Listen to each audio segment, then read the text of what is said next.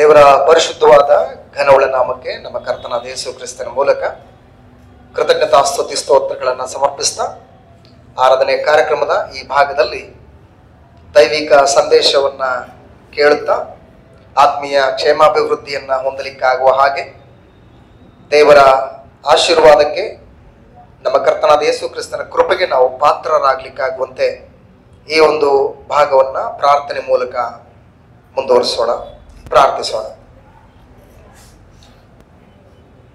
ಮಹೋನ್ನತ ಸ್ಥಾನದಲ್ಲಿ ವಾಸವಾಗಿರುವಂತಹ ಪರಲೋಕದಲ್ಲಿರುವ ನಮ್ಮ ತಂದೆ, ನಿನ್ನ ಪರಿಶುದ್ಧವಾದ ಘನವುಳ್ಳ ನಾಮಕ್ಕೆ ಮತ್ತೊಂದು ಸಾರಿ ನಮ್ಮ ಕರ್ತನಾದ ಯೇಸು ಕ್ರಿಸ್ತನ ಮೂಲಕ ಕೃತಜ್ಞತಾ ಸ್ತುತಿ ಸ್ತೋತ್ರಗಳನ್ನು ಸಮರ್ಪಿಸಲಿಕ್ಕಾಗುವಂತೆ ನಮ್ಮನ್ನು ನಡೆಸುತ್ತಿರುವಂತಹ ವಿಧಾನಕ್ಕಾಗಿ ಕೃತಜ್ಞತೆಗಳು, ಸ್ತೋತ್ರಗಳು ತಂದೆ. ಆರಾಧನೆಯ ಕಾರ್ಯಕ್ರಮದ ಅಧ್ಯಕ್ಷತೆಯನ್ನ ವಹಿಸಿಕೊಂಡು ನಿನ್ನ ಪ್ರಿಯ ಕುಮಾರನು ನಮ್ಮ ಒಡೆಯನಾದಂತಹ ಯೇಸು ಕ್ರಿಸ್ತನ ಮೇಲ್ವಿಚಾರಣೆಯಲ್ಲಿ ನಮ್ಮಲ್ಲಿರುವಂತಹ ಪರಿಶುದ್ಧಾತ್ಮನ ಸಹಾಯದಿಂದ ನೀನು ಕೋರಿಕೊಂಡಂತಹ ಆರಾಧನೆಯನ್ನ ಸಲ್ಲಿಸಲಿಕ್ಕಾಗುವಂತೆ ನಮ್ಮನ್ನ ನಡೆಸುತ್ತಿರುವಂತಹ ವಿಧಾನಕ್ಕಾಗಿ ಕೃತಜ್ಞತೆಗಳು, ಸ್ತೋತ್ರಗಳು ತಂದೆ. ಕಾರ್ಯಕ್ರಮದ ಈ ಭಾಗದಲ್ಲಿ ನಿನ್ನ ಅತ್ಯಮೂಲ್ಯವಾದಂತಹ ಮಾತುಗಳನ್ನು ಕೇಳುವುದಕ್ಕೆ ನಾವೆಲ್ಲರೂ ಕೂಡ ಸಿದ್ಧವಾಗಿದ್ದೇವೆ ತಂದೆ. ನಿನ್ನ ಗ್ರಂಥದ ಮೂಲಕ ನಮ್ಮೊಟ್ಟಿಗೆ ನೀನು ಮಾತಾಡುತ್ತಿರುವಾಗ ತಂದೆ, ಶ್ರದ್ಧೆಯಿಂದ ನಿನ್ನ ಮಾತುಗಳನ್ನು ಆಲಿಸಿ ಆ ಮಾತುಗಳ ಪ್ರಕಾರ ಜೀವಿತಗಳನ್ನು ತಿದ್ದಿ ಸರಿಪಡಿಸಿಕೊಂಡು ನೀನು ಕೋರಿಕೊಂಡಂತಹ ಜೀವನದಲ್ಲಿ ಸಂತೋಷಪಟ್ಟು ಮುಂದೆ ಸಾಗ್ಲಿಕ್ಕಾಗುವಂತೆ ಕೃಪೆಯನ್ನು ಅನುಗ್ರಹಿಸಬೇಕಂತೇಳಿ ತಲೆಬಾಗಿರುವ ನಿನ್ನ ಮಕ್ಕಳಾದಂಥ ನಮ್ಮಗಳೆಲ್ಲರನ್ನ ಈ ಕಾರ್ಯಕ್ರಮದ ಮುಂದಿನ ಎಲ್ಲ ಭಾಗಗಳನ್ನ, ನಮ್ಮೆಲ್ಲರ ಮುಂದಿನ ಜೀವಿತ ಭವಿಷ್ಯತ್ತನ್ನ ನಿನ್ನ ಪ್ರೀತಿಯ ಕೃಪಾಸ್ತಿಗಳಿಗೆ ಒಪ್ಪಿಸಿಕೊಡುತ್ತಾ ಯೇಸು ಕ್ರಿಸ್ತನ ಪರಿಶುದ್ಧವಾದ ನಾಮದಲ್ಲಿ ಈ ಪ್ರಾರ್ಥನೆಯನ್ನ ಬೇಡಿಕೊಳ್ಳುತ್ತೇವೆ ನಮ್ಮ ಪ್ರೀತಿಯುಳ್ಳ ತಂದೆಯೇ, ಆಮೆನ್.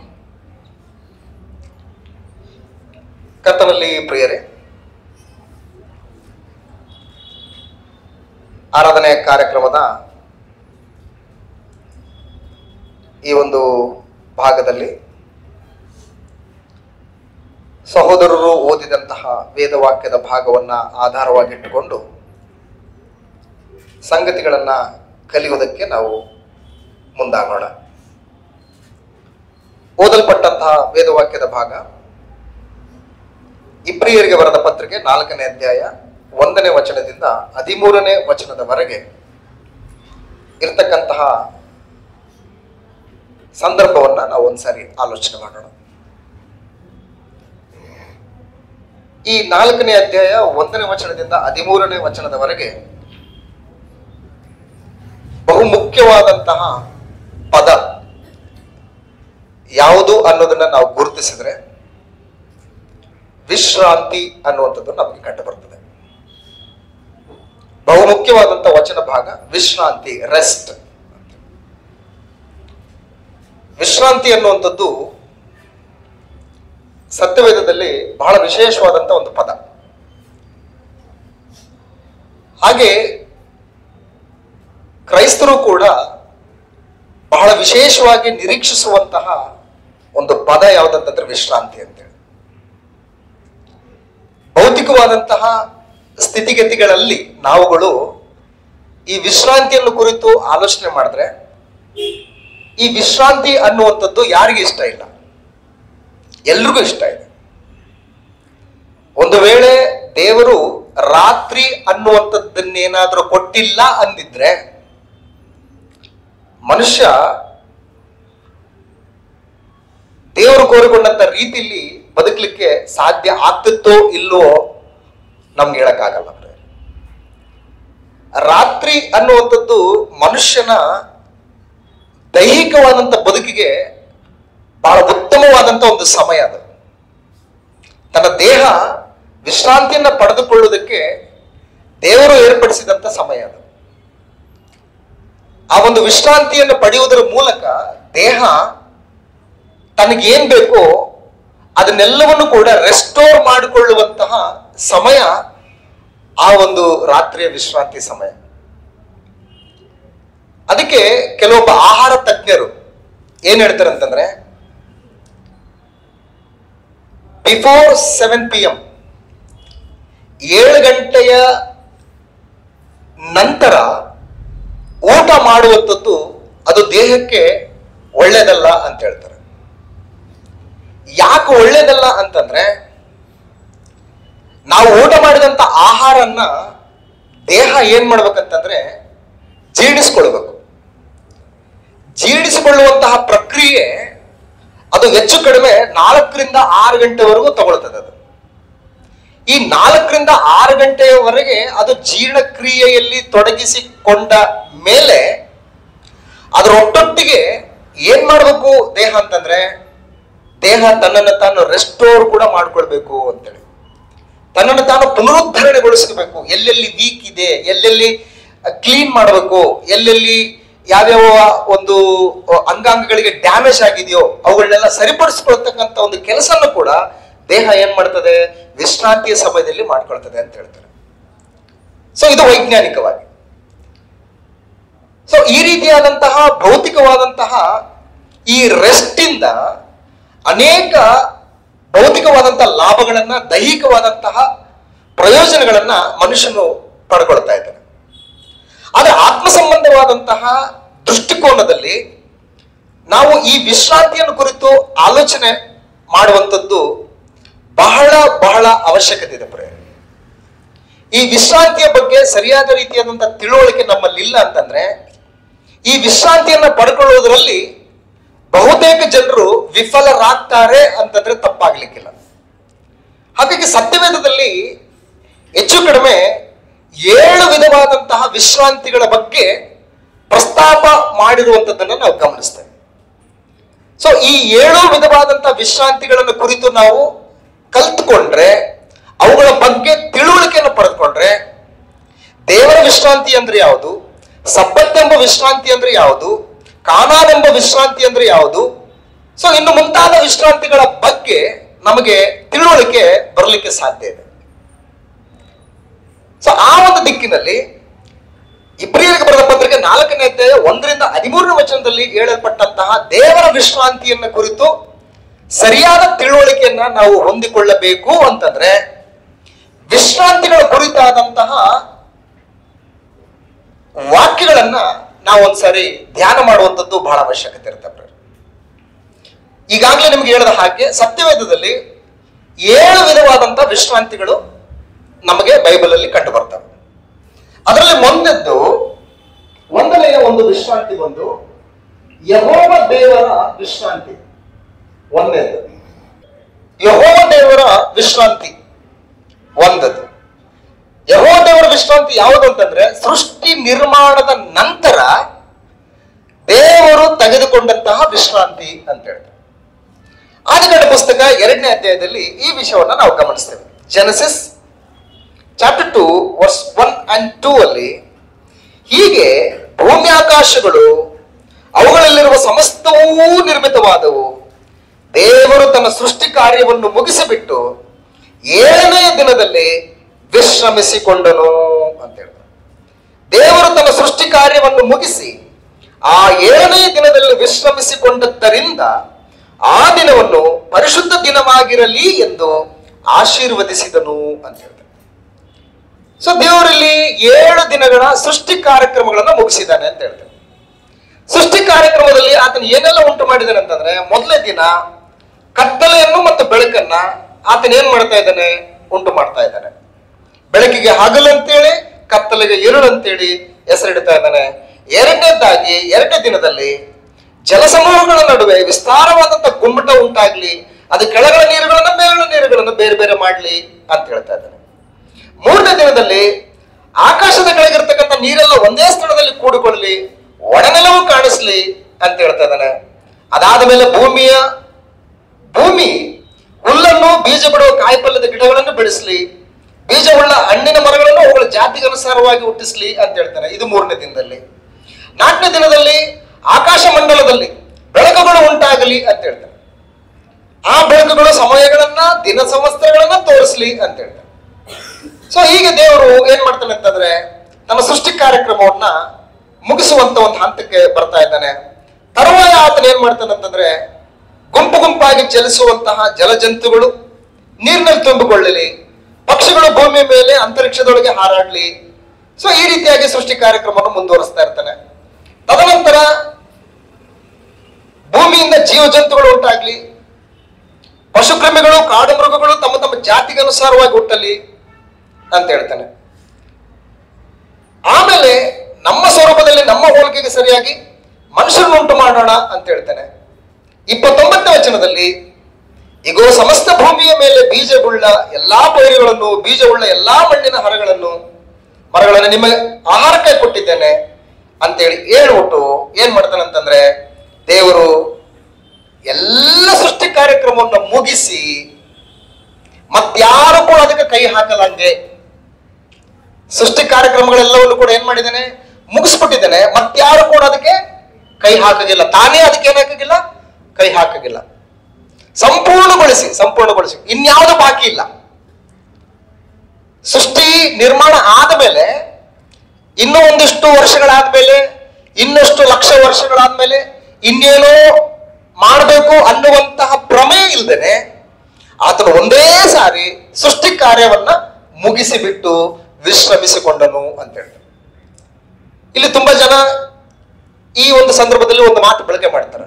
ಏನ್ ಬಳಕೆ ಮಾಡ್ತಾರೆ ಅಂದ್ರೆ, ಪರಲೋಕದಲ್ಲಿ ಇರ್ತಕ್ಕಂಥ ಪರಮ ತಂದೆ ಈ ವಿಶ್ರಾಂತಿ ಪಡ್ಕೊಳ್ಬೇಕಂತಂದ್ರೆ ಈ ಸೃಷ್ಟಿ ನಿರ್ಮಾಣ ಕಾರ್ಯದಲ್ಲಿ ಅವರು ಕಷ್ಟಪಟ್ಟಿದ್ದಾರೆ ಅಂತ ಹೇಳ್ತಾರೆ. ದೇವರು ಮನುಷ್ಯರ ಹಾಗೆ ಕಷ್ಟಪಡೋದಿಲ್ಲ. ಕಷ್ಟ ಅನ್ನುವಂಥದ್ದು ದೇವ್ರಿಗೆ ಬರೋದಿಲ್ಲ. ಅದು ಕಷ್ಟಪಟ್ಟು ದೇವರು ಸೃಷ್ಟಿ ಕಾರ್ಯಕ್ರಮವನ್ನ ಮಾಡಲಿಲ್ಲ, ಸೃಷ್ಟಿ ನಿರ್ಮಾಣ ಮಾಡಲಿಲ್ಲ. ದೇವರು ಇಷ್ಟಪಟ್ಟು ತನ್ನ ಮಕ್ಕಳಿಗೋಸ್ಕರ ತನ್ನ ಸಂಕಲ್ಪಕ್ಕನುಸಾರವಾದಂತ ರೀತಿಯಲ್ಲಿ ದೇವ್ರು ಏನ್ ಮಾಡಿದಾನೆ ಅಂತಂದ್ರೆ ಸೃಷ್ಟಿಯನ್ನ ನಿರ್ಮಾಣ ಮಾಡಿದಾನೆ ಅಂತಕ್ಕಂಥದ್ದು ಬಹಳ ವಿಶೇಷ. ಸೊ ಹಾಗಾಗಿ ಇದು ಯಾವುದು ಅಂತಂದ್ರೆ ಯೆಹೋವ ದೇವರ ವಿಶ್ರಾಂತಿ ಅಂತ ಹೇಳ್ತಾರೆ. ಇದು ಯೆಹೋವ ದೇವರ ವಿಶ್ರಾಂತಿ. ಸೊ ದೇವರು ಏನ್ ಮಾಡಿದಾರೆ ಅಂದ್ರೆ ಒಂದೇ ಸಾರಿ ಸೃಷ್ಟಿ ನಿರ್ಮಾಣ ಕಾರ್ಯಕ್ರಮವನ್ನ ಮಾಡಿ ಮುಗಿಸ್ಬಿಟ್ಟಿದ್ದಾನೆ. ಅದ್ರಲ್ಲಿ ಮತ್ತೆ ತಾನು ಇನ್ನೊಂದ್ ಸಾರಿ ಕೈ ಹಾಕುವಂತಹ ಪ್ರಮೇಯ ಇಲ್ದೇನೆ ಒಂದೇ ಸಾರಿ ಸೃಷ್ಟಿ ಕಾರ್ಯಕ್ರಮವನ್ನ ಸಂಪೂರ್ಣಗೊಳಿಸಿ ಆತನ ಏನ್ ಮಾಡಿದಾನೆ, ವಿಶ್ರಾಂತಿಗೊಳಿಸಿದ್ದಾನೆ ಅಂತ ಹೇಳ್ತಾರೆ. ಇದಕ್ಕೆ ಪೂರಕವಾಗಿ ನಮ್ಮ ಕರ್ತನಾದಂತ ಯೇಸು ಕ್ರಿಸ್ತನು ಪಾಪ ಕ್ಷಮಾಪಣೆಗೋಸ್ಕರ ಪರಲೋಕದಲ್ಲಿರ್ತಕ್ಕಂಥ ಪರಮ ತಂದೆಯ ಚಿತ್ತವನ್ನ ಆತನು ಪದೇ ಪದೇ ನೆರವೇರಿಸದೆ ಒಂದೇ ಸಾರಿ ನೆರವೇರಿಸಿದನು ಎಂಬುದಾಗಿ ಇಬ್ರಿಯರಿಗೆ ಬರೆದ ಪತ್ರಿಕೆ 4ನೇ ಅಧ್ಯಾಯದಲ್ಲಿ ನಮಗೆ ವಿಷಯ ಗೊತ್ತಾಗುತ್ತೆ.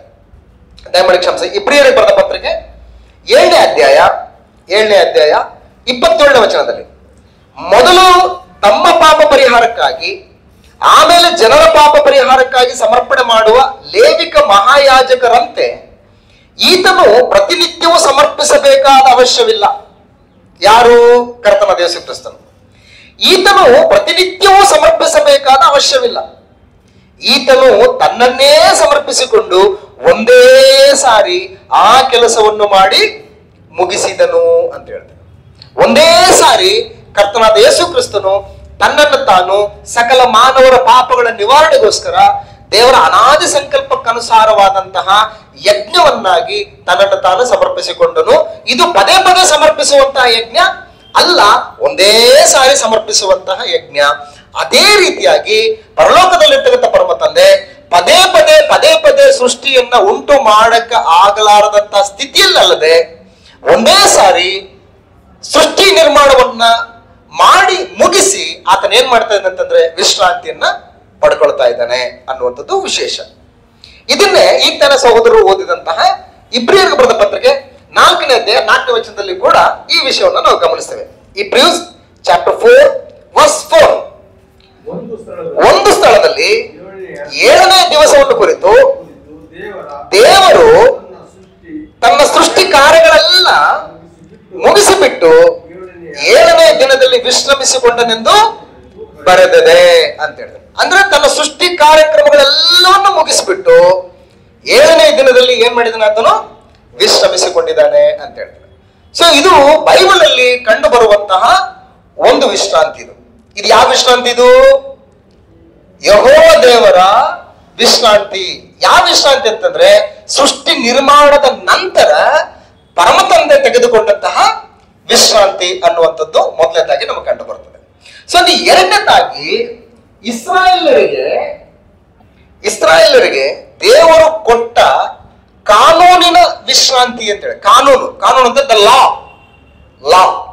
ಕಾನೂನಿನ ವಿಶ್ರಾಂತಿ. ಆ ಕಾನೂನು ವಿಶ್ರಾಂತಿ ಯಾವುದು ಅಂತಂದ್ರೆ 7ನೇ ದಿನವನ್ನ ನೀವೇನ್ ಮಾಡ್ಬೇಕು? ಪರಿಶುದ್ಧ ದಿನವನ್ನಾಗಿ ಆಚರಿಸ್ಬೇಕು ಅಂತ ಹೇಳ್ತಾರೆ. 7ನೇ ದಿನ ಯಾವುದು? 7ನೇ ದಿನ ಯಾವುದು? You know Vishal, which is the 7th day? No. 7th day. 7th day is Saturday. Sunday first day of the week. ವಾರದ ಮೊದಲನೇ ದಿವಸ ಸಂಡೇ. ಆಮೇಲೆ ಭಾನುವಾರ, ಸೋಮವಾರ, ಮಂಗಳವಾರ, ಬುಧವಾರ, ಗುರುವಾರ, ಶುಕ್ರವಾರ, ಶನಿವಾರ. 7ನೇ ದಿನ ಯಾವುದು? ಶನಿವಾರ ಅಂತ ಹೇಳ್ತಾರೆ. ಅಂದ್ರೆ 6 ದಿನಗಳ ಕಾಲ ನೀವು ಕಷ್ಟಪಟ್ಟು ಕೆಲಸ ಮಾಡಿ 7ನೇ ದಿನದಲ್ಲಿ ಏನ್ ಮಾಡ್ಬೇಕು? ಅದನ್ನ ವಿಶ್ರಾಂತಿ ದಿನವಾಗಿ ಅದನ್ನ ಆಚರಿಸಬೇಕು ಅಂತ ಹೇಳ್ತಾರೆ. ದೇವರು ತನ್ನ ಪ್ರಜೆಗಳಾದಂತ ಇಸ್ರಾಯೇಲರಿಗೂ ಕೂಡ ಕೊಟ್ಟಂತಹ ಕಾನೂನಿದು. ವಿಮೋಚನ ಕಾಂಡ ಪುಸ್ತಕ 20ನೇ ಅಧ್ಯಾಯದಲ್ಲಿ ಈ ವಿಷಯವನ್ನು ನಾವು ಗಮನಿಸ್ತೇವೆ. ವಿಮೋಚನ ಕಾಂಡ ಪುಸ್ತಕ 20ನೇ ಅಧ್ಯಾಯ 8ನೇ ವಚನದಲ್ಲಿ ಈ ವಿಷಯವನ್ನು ನಾವು ಗಮನಿಸ್ತೇವೆ. 8ನೇ ವಚನ, ಸಬ್ಬತ್ ದಿನವನ್ನು ದೇವರ ದಿನವೆಂದು ಆಚರಣೆಗೆ ತರುವುದಕ್ಕೆ ಜ್ಞಾಪಕದಲ್ಲಿಟ್ಟುಕೊಳ್ಳಬೇಕು. 6 ದಿವಸಗಳಲ್ಲಿ ನೀನು ದುಡಿದು ನಿನ್ನ ಕೆಲಸವನ್ನೆಲ್ಲ ಮಾಡಬೇಕು. 7ನೇ ದಿನವು ನಿನ್ನ ದೇವರಾದ ಯೆಹೋವನಿಗೆ ಏನದು ದಿನ? ಮೀಸಲಾದ ದಿನ, ಮೀಸಲಾದ ವಿಶ್ರಾಂತಿ ದಿನವಾಗಿದೆ ಅಂತ ಹೇಳ್ತಾರೆ. ಮೀಸಲಾದ ವಿಶ್ರಾಂತಿ ದಿನ ಅಂತ ಹೇಳ್ತಾರೆ. ಮೀಸಲ್ ಅಂದ್ರೆ ಏನು? ರಿಸರ್ವ್ಡ್, ಪ್ರತ್ಯೇಕವಾದಂಥದ್ದು, ಪರಿಮಿತವಾದಂಥದ್ದು, ಪರಿಮಿತಿಗೊಳಪಟ್ಟಂಥದ್ದು. ಅತಿಕ್ರಮಣ ಅನ್ನುವಂಥದ್ದು ನಿಷೇಧಿಸಲಾಗಿದೆ. ಅದು ಯಾರಿಗೆ ಸ್ವಂತ? ಅದು ದೇವರಿಗೆ ಸ್ವಂತ. ದೇವರಿಗೆ ಸ್ವಂತ.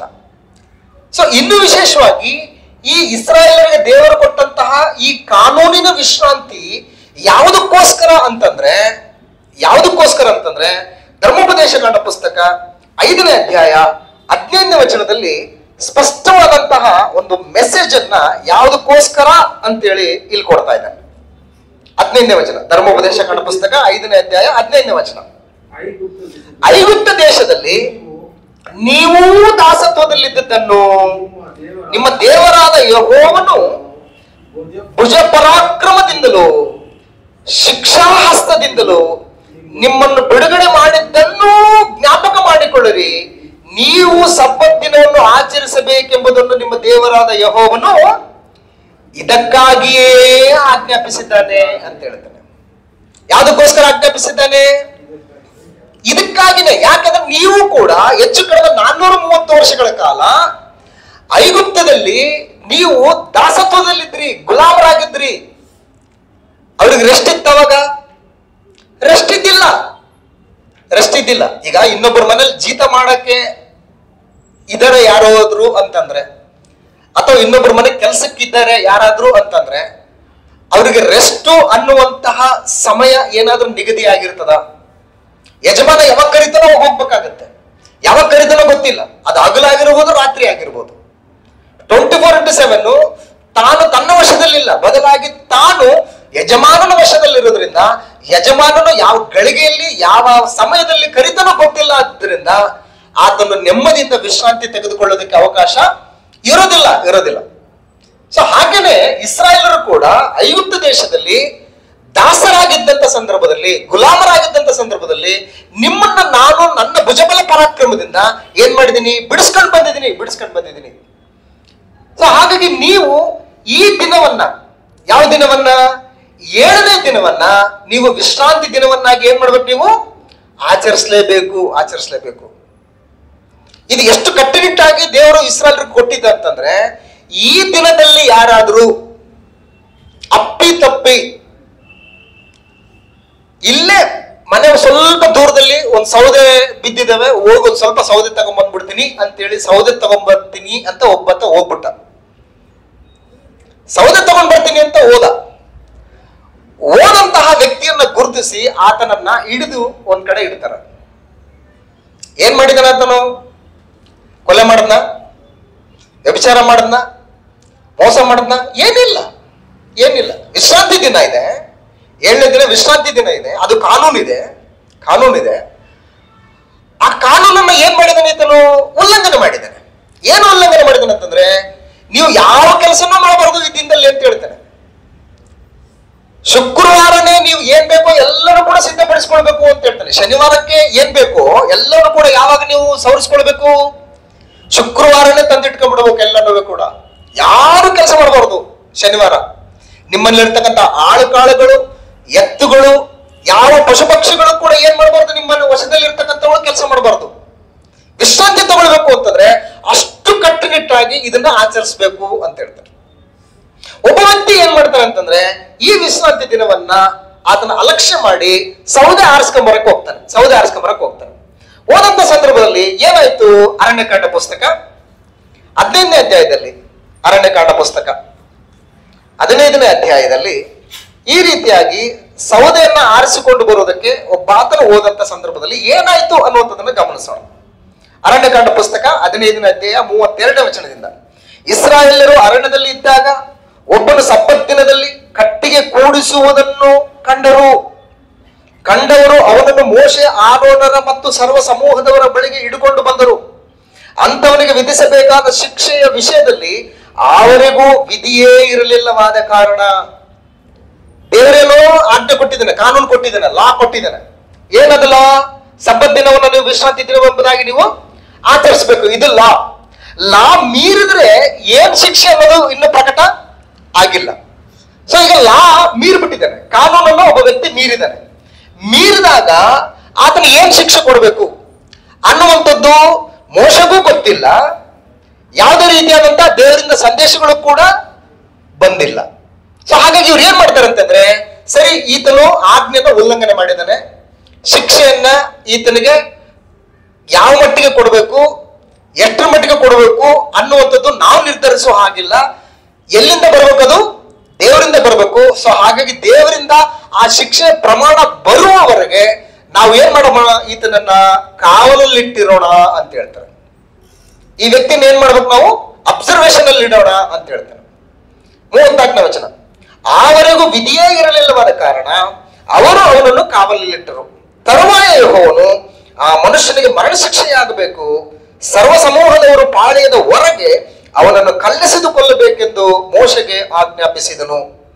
ಯೆಹೋವನು ಮೋಶೆಗೆ ಅಪ್ಪಣೆ ಕೊಟ್ಟಂತೆ ಸರ್ವ ಸಮೂಹದವರು ಆ ಮನುಷ್ಯನನ್ನು ಪಾಳೆಯದ ಹೊರಗೆ ಹಿಡುಕೊಂಡು ಹೋಗಿ ಕಲ್ಲೆಸೆದು ಕೊಂದರು ಅಂತೇಳಿ. ಏನಕ್ಕೆ? ಏನ್ ತಪ್ಪು ಮಾಡ್ದ? ಆಜ್ಞೆಯನ್ನು ಏನ್ ಮಾಡಿದಾನೆ? ಆತನು ಉಲ್ಲಂಘನೆ ಮಾಡಿದ್ದಾನೆ. ಅಂದ್ರೆ ದೇವರು ಎಷ್ಟು ಕಟ್ಟುನಿಟ್ಟಾಗಿ ಈ ಕಾನೂನು ಕೊಟ್ಟಿದ್ದಾನೆ ಅವರಿಗೆ.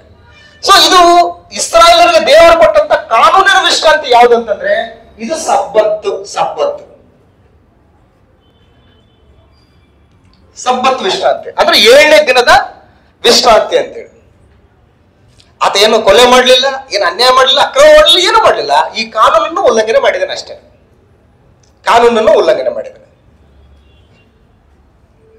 ಒಂದು ಉದಾಹರಣೆ ಹೇಳ್ಬೇಕು ಅಂತಂದ್ರೆ, ಇತ್ತೀಚೆಗೆ ಸರ್ಕಾರದಿಂದ ಒಂದು ಆರ್ಡರ್ ಬಂದಿತ್ತು. ಏನ್ ಆರ್ಡರ್ ಬಂದಿತ್ತಂದ್ರೆ, ನಿಮ್ಮ ಪ್ಯಾನ್ ನಂಬರ್ಗೆ ನಿಮ್ಮ ಆಧಾರ್ ನಂಬರ್ ಲಿಂಕ್ ಆಗ್ಬೇಕು ಅಂತೇಳಿ. ಹೌದಾ? ಪ್ಯಾನ್ ನಂಬರ್ಗೆ ಆಧಾರ್ ನಂಬರ್ ಏನಾಗಬೇಕು? ಅದು ಲಿಂಕ್ ಆಗ್ಬೇಕು. ಲಿಂಕ್ ಆಗಿಲ್ಲ ಅಂತಂದ್ರೆ 1000 ರೂಪಾಯಿ ನಿಮಗೆ ದಂಡ ಅಂತಿದ್ರು. ಇದು ಕಾನೂನು. ಇದರಿಂದ ನಾನು ತಪ್ಪಿಸ್ಕೊಳ್ಬೇಕಂತೇಳಿ ಎಷ್ಟೋ ಜನ ಏನ್ ಮಾಡಿದಾರೆ, ಹೋಗಿ ಆಧಾರ್ ಮತ್ತೆ ಪ್ಯಾನ್ ಅನ್ನು ಏನ್ ಮಾಡಿದಾರೆ, ಅವರು ಲಿಂಕ್ ಮಾಡ್ಕೊಂಡಿದ್ದಾರೆ. ಇದು ಈ ಕಾನೂನು. ಯಾಕೆ ಲಿಂಕ್ ಮಾಡ್ಕೊಂಡ್ರು? ಶಿಕ್ಷೆಯಿಂದ ತಪ್ಪಿಸ್ಕೊಳ್ಳೋದಕ್ಕೋಸ್ಕರ, ಲಾಸ್ ಇಂದ ತಪ್ಪಿಸ್ಕೊಳ್ಳೋದಕ್ಕೋಸ್ಕರ. ಸೊ ದೇವರ ಕಾನೂನು ಯಾರಿಗೆ ಇದು ಅಂತಂದ್ರೆ ಇಸ್ರಾಯೇಲರಿಗೆ ತಲೆಯಲ್ಲಿ ಇಟ್ಕೋಬೇಕು. ಇದನ್ನ ಯಾರಿಗಿದು? ಇಸ್ರಾಯೇಲರಿಗೆ, ಶಾರೀರಿಕವಾಗಿ ಅಬ್ರಹಾಮನ ಸಂತತಿಯವರಿಗೆ. ಮೋಶೆ ಸೀನಾಯಿ ಬೆಟ್ಟದಲ್ಲಿ ದೇವರಿಂದ ಪಡೆದುಕೊಂಡಂತಹ ಧರ್ಮಶಾಸ್ತ್ರ ನಿಬಂಧನೆಗೆ ಒಳಪಟ್ಟಂತ ಪ್ರಜೆಗಳಿಗೆ ಇದು ಕಾನೂನಿನ ವಿಶ್ರಾಂತಿ. ಈ ವಿಶ್ರಾಂತಿ ಬೇರೆ, ಈ ವಿಶ್ರಾಂತಿ ಬೇರೆ. ಇದು ವಿಶ್ರಾಂತಿ ಒಂದೇ, ಇದು ವಿಶ್ರಾಂತಿ ಒಂದೇ ಅಂತೇಳಿ ನಾವು ಆಲೋಚನೆ ಮಾಡಬಾರದು. ಸೊ ಹಾಗಾಗಿ ವಿಶ್ರಾಂತಿಗಳು ಬೇರೆ ಬೇರೆ ಇದಾವೆ ಅಂತೇಳಿ. ಸೊ ಹಾಗಾಗಿ ದೇವರು ಇಸ್ರಾಯೇಲ್ಗೆ ಕೊಟ್ಟಂತ ಈ ಕಾನೂನನ್ನೇ ಉಲ್ಲಂಘನೆ ಮಾಡಿದ್ರೆ ಇಷ್ಟೆಲ್ಲ ಮರಣ ಶಿಕ್ಷೆ ಇದೆ ಅಂತಂದ್ರೆ, ಇವತ್ತು ನಾವು ಭಾನುವಾರನ್ನ ಹೇಗೆ ತಗೊಳ್ತಾ ಇದೀವಿ? ನಾವು ಇದಕ್ಕೇನಾದ್ರೂ ಶಿಕ್ಷೆ ಅಂತ ಇದೆಯಾ? ಭಾನುವಾರ ಮೀರಿದ್ರೆ ಶಿಕ್ಷೆ ಏನಾದ್ರೂ ಇದೆಯಾ? ನಮಗೇನು ಗೊತ್ತಾಗಿಲ್ಲ ಅದು ಯಾರ ವಶದಲ್ಲಿದೆ ಆ ಶಿಕ್ಷೆ, ಅದು ದೇವರಲ್ಲಿದೆ. ಅದು ಇನ್ನು ನಮಗೆ ಅದು ಏನಾಗಿಲ್ಲ, ಬಯಲ್ಪಟ್ಟಿಲ್ಲ. ಸೊ ಹಂಗಂತ ಹೇಳ್ಬಿಟ್ಟು ಶಿಕ್ಷೆ ಏನೂ ಇಲ್ಲ ಬಿಡಿ ಅಂತೇಳಿ ನಾವು ತಪ್ಪಿಸ್ಬೋದು. ಯಾಕೆ ಇವೆಲ್ಲ ಯಾಕೆ ಬರೆಯಲ್ಪಟ್ಟಿದೆ ಅಂತಂದ್ರೆ, ಯುಗಾಂತದಲ್ಲಿರುವಂತ ನಮಗಳಿಗೆ ಏನಾಗಿದೆ, ನಮಗೆ ಬುದ್ಧಿವಾದಗಳಾಗಿ ಬರೆದಿದ್ದೇವೆ ಅಂತೇಳಿ ಕೊರಿಂಥದವರಿಗೆ ಬರೆದ ಮೊದಲನೇ ಪತ್ರಿಕೆ 10ನೇ ಅಧ್ಯಾಯದಲ್ಲಿ ಪೌಲನು ಹೇಳ್ತಾನೆ. ಅವರಿಗೆ ಸಂಭವಿಸಿದಂತಹ ಆ ಒಂದು ಕಾರ್ಯಗಳು ಇವತ್ತು ಯುಗಾಂತದಲ್ಲಿರ್ತಕ್ಕಂಥ ನಮಗಳಿಗೆ ಏನಾಗಿದೆ, ಇವು ಬುದ್ಧಿವಾದಗಳಾಗಿ ಬರೆದಿದ್ದೇವೆ. ನೋಡ್ರಪ್ಪ, ಅವರು ದೇವರು ಕೊಟ್ಟಂತ ಆಜ್ಞೆಗಳನ್ನ ಅವರು ಉಲ್ಲಂಘನೆ ಮಾಡಿದ್ರಿಂದ ಈ ರೀತಿಯಾದಂತ ಅವರಿಗೆ ಶಿಕ್ಷೆ ಬಂತು. ಹೊಸ ಒಡಂಬಡಿಕೆ ಹೇಗಿದೆ? ಹಳೆ ಒಡಂಬಡಿಕೆಗಿಂತಲೂ ಶ್ರೇಷ್ಠವಾದಂತ ಒಡಂಬಡಿಕೆ. ಹಳೆ ಒಡಂಬಡಿಕೆ ಹೋದ ಹೋರಿಕರಗಳ ರಕ್ತದಿಂದ ಪ್ರತಿಷ್ಠಾಪಿಸಲ್ಪಟ್ರೆ, ಹೊಸ ಒಡಂಬಡಿಕೆ ಯಾವ ರಕ್ತದಿಂದ ಪ್ರತಿಷ್ಠಾಪಿಸಲ್ಪಟ್ಟಿದೆ? ಯೇಸು ಕ್ರಿಸ್ತನ ರಕ್ತದಿಂದ. ಶ್ರೇಷ್ಠವಾದ ಒಡಂಬಡಿಕೆ ಇದು. ಮತ್ತೆ ಈ ಒಡಂಬಡಿಕೆಯನ್ನು ಮೀರಿದ್ರೆ ಇನ್ನು ಶಿಕ್ಷೆ ಎಷ್ಟಿರಬಹುದು? ಹಾಗಾಗಿ ಯುಗಾಂತಕ್ಕೆ ಬಂದಂತ ನಮಗಳಿಗೆ ಬುದ್ಧಿವಾದಗಳಾಗಿ ಇವು ಬರೆಯಲ್ಪಟ್ಟಿದ್ದೇವೆ ಅನ್ನುವಂತ ತಿಳ್ಕೊಳ್ಳುತ್ತದೆ ಬಹಳ ಇಂಪಾರ್ಟೆಂಟ್. ಸೊ ನೆಕ್ಸ್ಟ್ನೇದಾಗಿ ಕಾನಾನಿನ ವಿಶ್ರಾಂತಿ, ಮೂರನೇದು.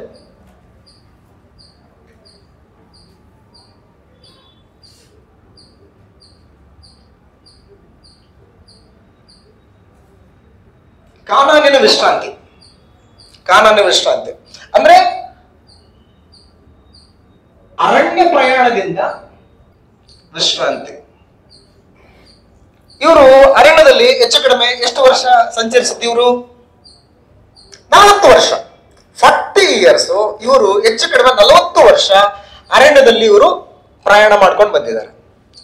ಅರಣ್ಯದಲ್ಲಿ ಪ್ರಯಾಣ ಮಾಡುವಂಥದ್ದು ಅದು ನೆಮ್ಮದಿಕರವಾದಂಥದ್ದೇನ ಅಥವಾ ಒತ್ತಡದಿಂದ ಕೂಡಿದಂಥದ್ದೇನ? ಒತ್ತಡ, ನೆಮ್ಮದಿಯಾದಂತಹ ಪರಿಸ್ಥಿತಿಗಳಿಲ್ಲ. ನೆಮ್ಮದಿ ಎಲ್ಲಿ ಅಂತಂದ್ರೆ ನಮ್ಮದೇ ಆದಂತ ಸ್ವಂತ ಜಾಗದಲ್ಲಿ, ನಮ್ಮದೇ ಆದಂತ ಸ್ವಂತ ನೆಲೆಯಲ್ಲಿ ಮನುಷ್ಯನಿಗೆ ನೆಮ್ಮದಿ ಸಿಗ್ತದೆ. ಸೊ ದೇವರವರಿಗೆ ವಾಗ್ದಾನ ಮಾಡಿದ್ದ. ಏನು ವಾಗ್ದಾನ ಮಾಡಿದ್ದ? ಹಾಲು ಜೇನು ಹರಿಯುವಂತ ದೇಶನ ನಿಮಗೆ ನಾನು ಕೊಡ್ತೀನಿ ಅಂತೇಳಿ. ಆ ಕೊಡ್ತೀನಿ ಅನ್ನುವಂತಹ ದೇಶಕ್ಕೆ ಇವ್ರು ಏನ್ ಮಾಡ್ತಾ ಇದ್ದಾರೆ? ಪ್ರಯಾಣ ಮಾಡ್ತಾ ಇದ್ದಾರೆ.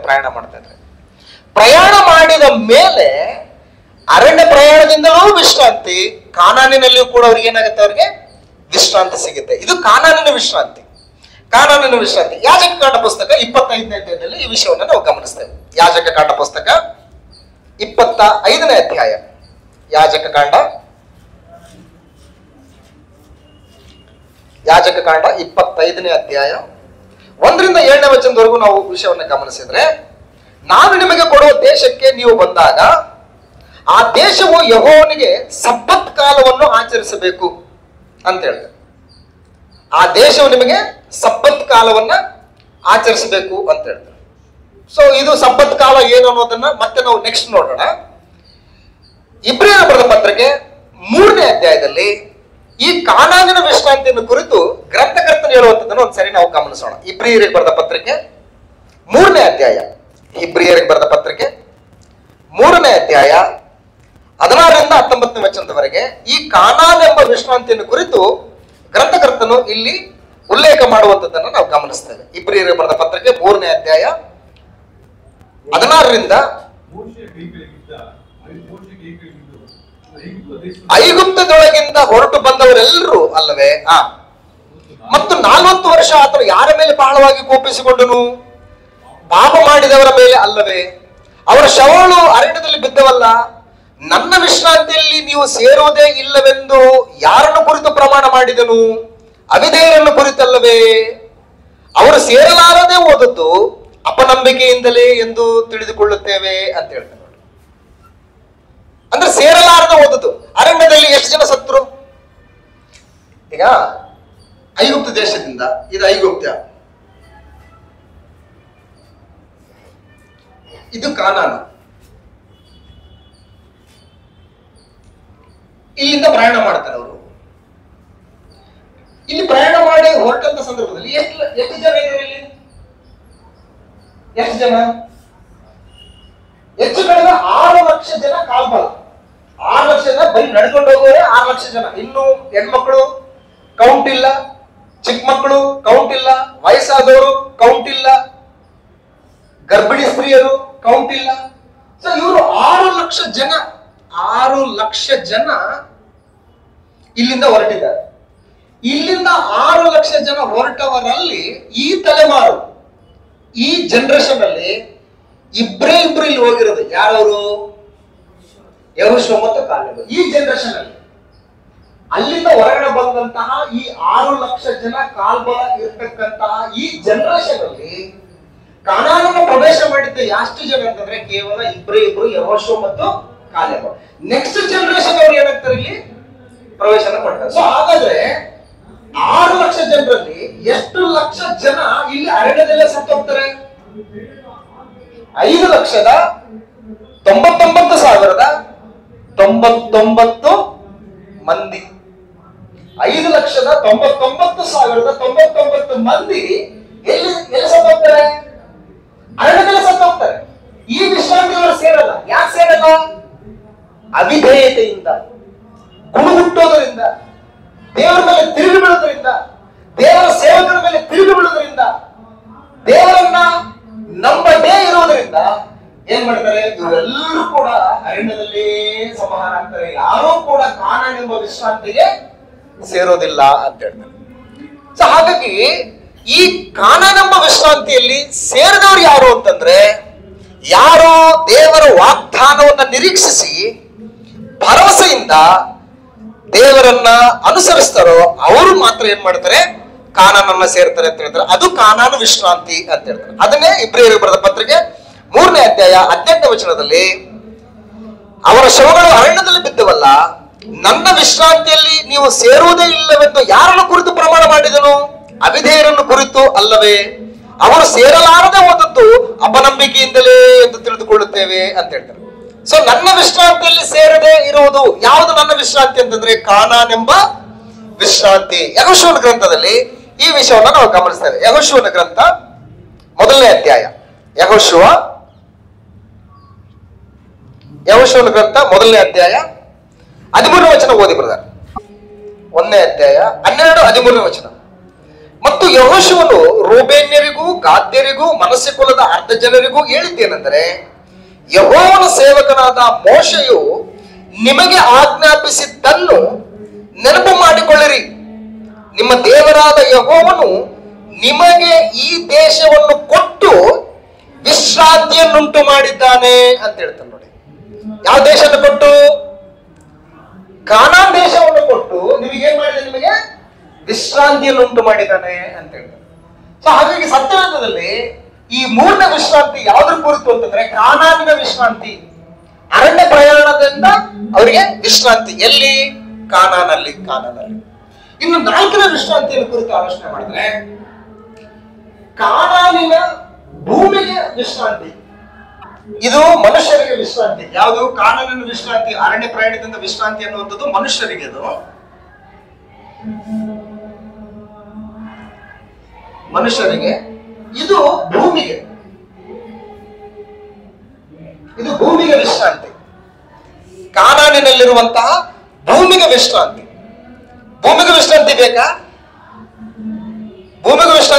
ಭೂಮಿ ಕೆಲಸ ಮಾಡ್ತದ? ಕೆಲಸ ಮಾಡ್ತದೆ. ಇವು ನಾವು ಕೂತಿದೀವಲ್ಲ, ಈ ಭೂಮಿ ತಿರುಗ್ತಾ ಇದೆ. ಭೂಮಿ ಮೇಲೆ ಇರ್ತಕ್ಕಂಥ ಸಮುದ್ರದ ನೀರು ಏನಾದ್ರು ಅಲ್ಲಕಲ್ಲಾಗ್ತೈತಾ? ಭೂಮಿ ಮೇಲೆ ಇರ್ತಕ್ಕಂಥ ನಾವುಗಳು ಏನಾದ್ರೂ ಹಿಂಗ್ ಓಲಾಡ್ತಾ ಇದ್ದೀವ? ಅಂತ ಅದ್ಭುತವಾದಂತ ಸೃಷ್ಟಿ, ದೇವರ ಸೃಷ್ಟಿ. ಸೊ ಹಾಗಾಗಿ ಭೂಮಿಗೂ ಕೂಡ ಏನ್ ಮಾಡ್ಬೇಕು ಅಂತ ಹೇಳ್ತಾ ಇದ್ದಾನೆ ದೇವರು? ವಿಶ್ರಾಂತಿ ಕೊಡಬೇಕು ಅಂತ ಹೇಳ್ತಾರೆ. ಎಲ್ಲಿ ಭೂಮಿ? ಅದು ಕಾನಾನಿನಲ್ಲಿ ಸೇರಿದಾಗ ಆ ಕಾನಾನಿನಲ್ಲಿ ಇರ್ತಕ್ಕಂಥ ಭೂಮಿಗೆ ನೀವು ಏನ್ ಮಾಡ್ಬೇಕು? ನೀವು ವಿಶ್ರಾಂತಿ ಕೊಡಬೇಕು ಅಂತ ಹೇಳ್ತಾರೆ. 6 ವರ್ಷ ನೀವು ಭೂಮಿಯಲ್ಲಿ ಹುಟ್ಟುವಳಿಯನ್ನ ತಿನ್ನಿ. ನೀವು ದ್ರಾಕ್ಷಿ ಹಾಕ್ತಿರೋ, ಗೋಧಿ ಹಾಕ್ತಿರೋ, ಅಥವಾ ನೀವು ಕಲ್ಲಂಗಡಿ ಬೆಳಿತಿರೋ, ಏನ್ ಬೆಳಿತಿರೋ ಬೆಳೀರಿ. 7ನೇ ವರ್ಷ ಏನ್ ಮಾಡ್ಬೇಕು? ಅದನ್ನ ಫ್ರೀಯಾಗಿ ಬಿಟ್ಬಿಡ್ಬೇಕು ಅಂತ ಹೇಳ್ತಾರೆ. ಅದನ್ನ ಒತ್ತಿ ಬಿತ್ತಿ ನೀವು ಅದರಿಂದ ಬೆಳೆಯನ್ನ ತಗೊಳ್ಬಾರ್ದು. 7ನೇ ವರ್ಷ ಏನ್ ಮಾಡ್ಬೇಕಂದ್ರೆ ಅದನ್ನ ಬಿಟ್ಟು ಬಿಡ್ಬೇಕು. 7ನೇ ವರ್ಷ ಭೂಮಿ ತಾನಾಗೇ ಬೆಳೀತದ. ನೋಡಿ, ತಾನಾಗೆ ಏನಾದ್ರು ಬೆಳೀತದಲ್ವಾ? ಬೀಜ ಬಿದ್ದಿರ್ತವಲ್ಲ, ಭತ್ತ ಬೆಳೆದಿರ್ತೀವಿ ಅಂತ ಇಟ್ಕೊಳ್ಳಿ. ಭತ್ತದ ಬೀಜ 6ನೇ ವರ್ಷದಲ್ಲಿ ಕಟಾವ್ ಮಾಡಿರ್ತೀವಿ.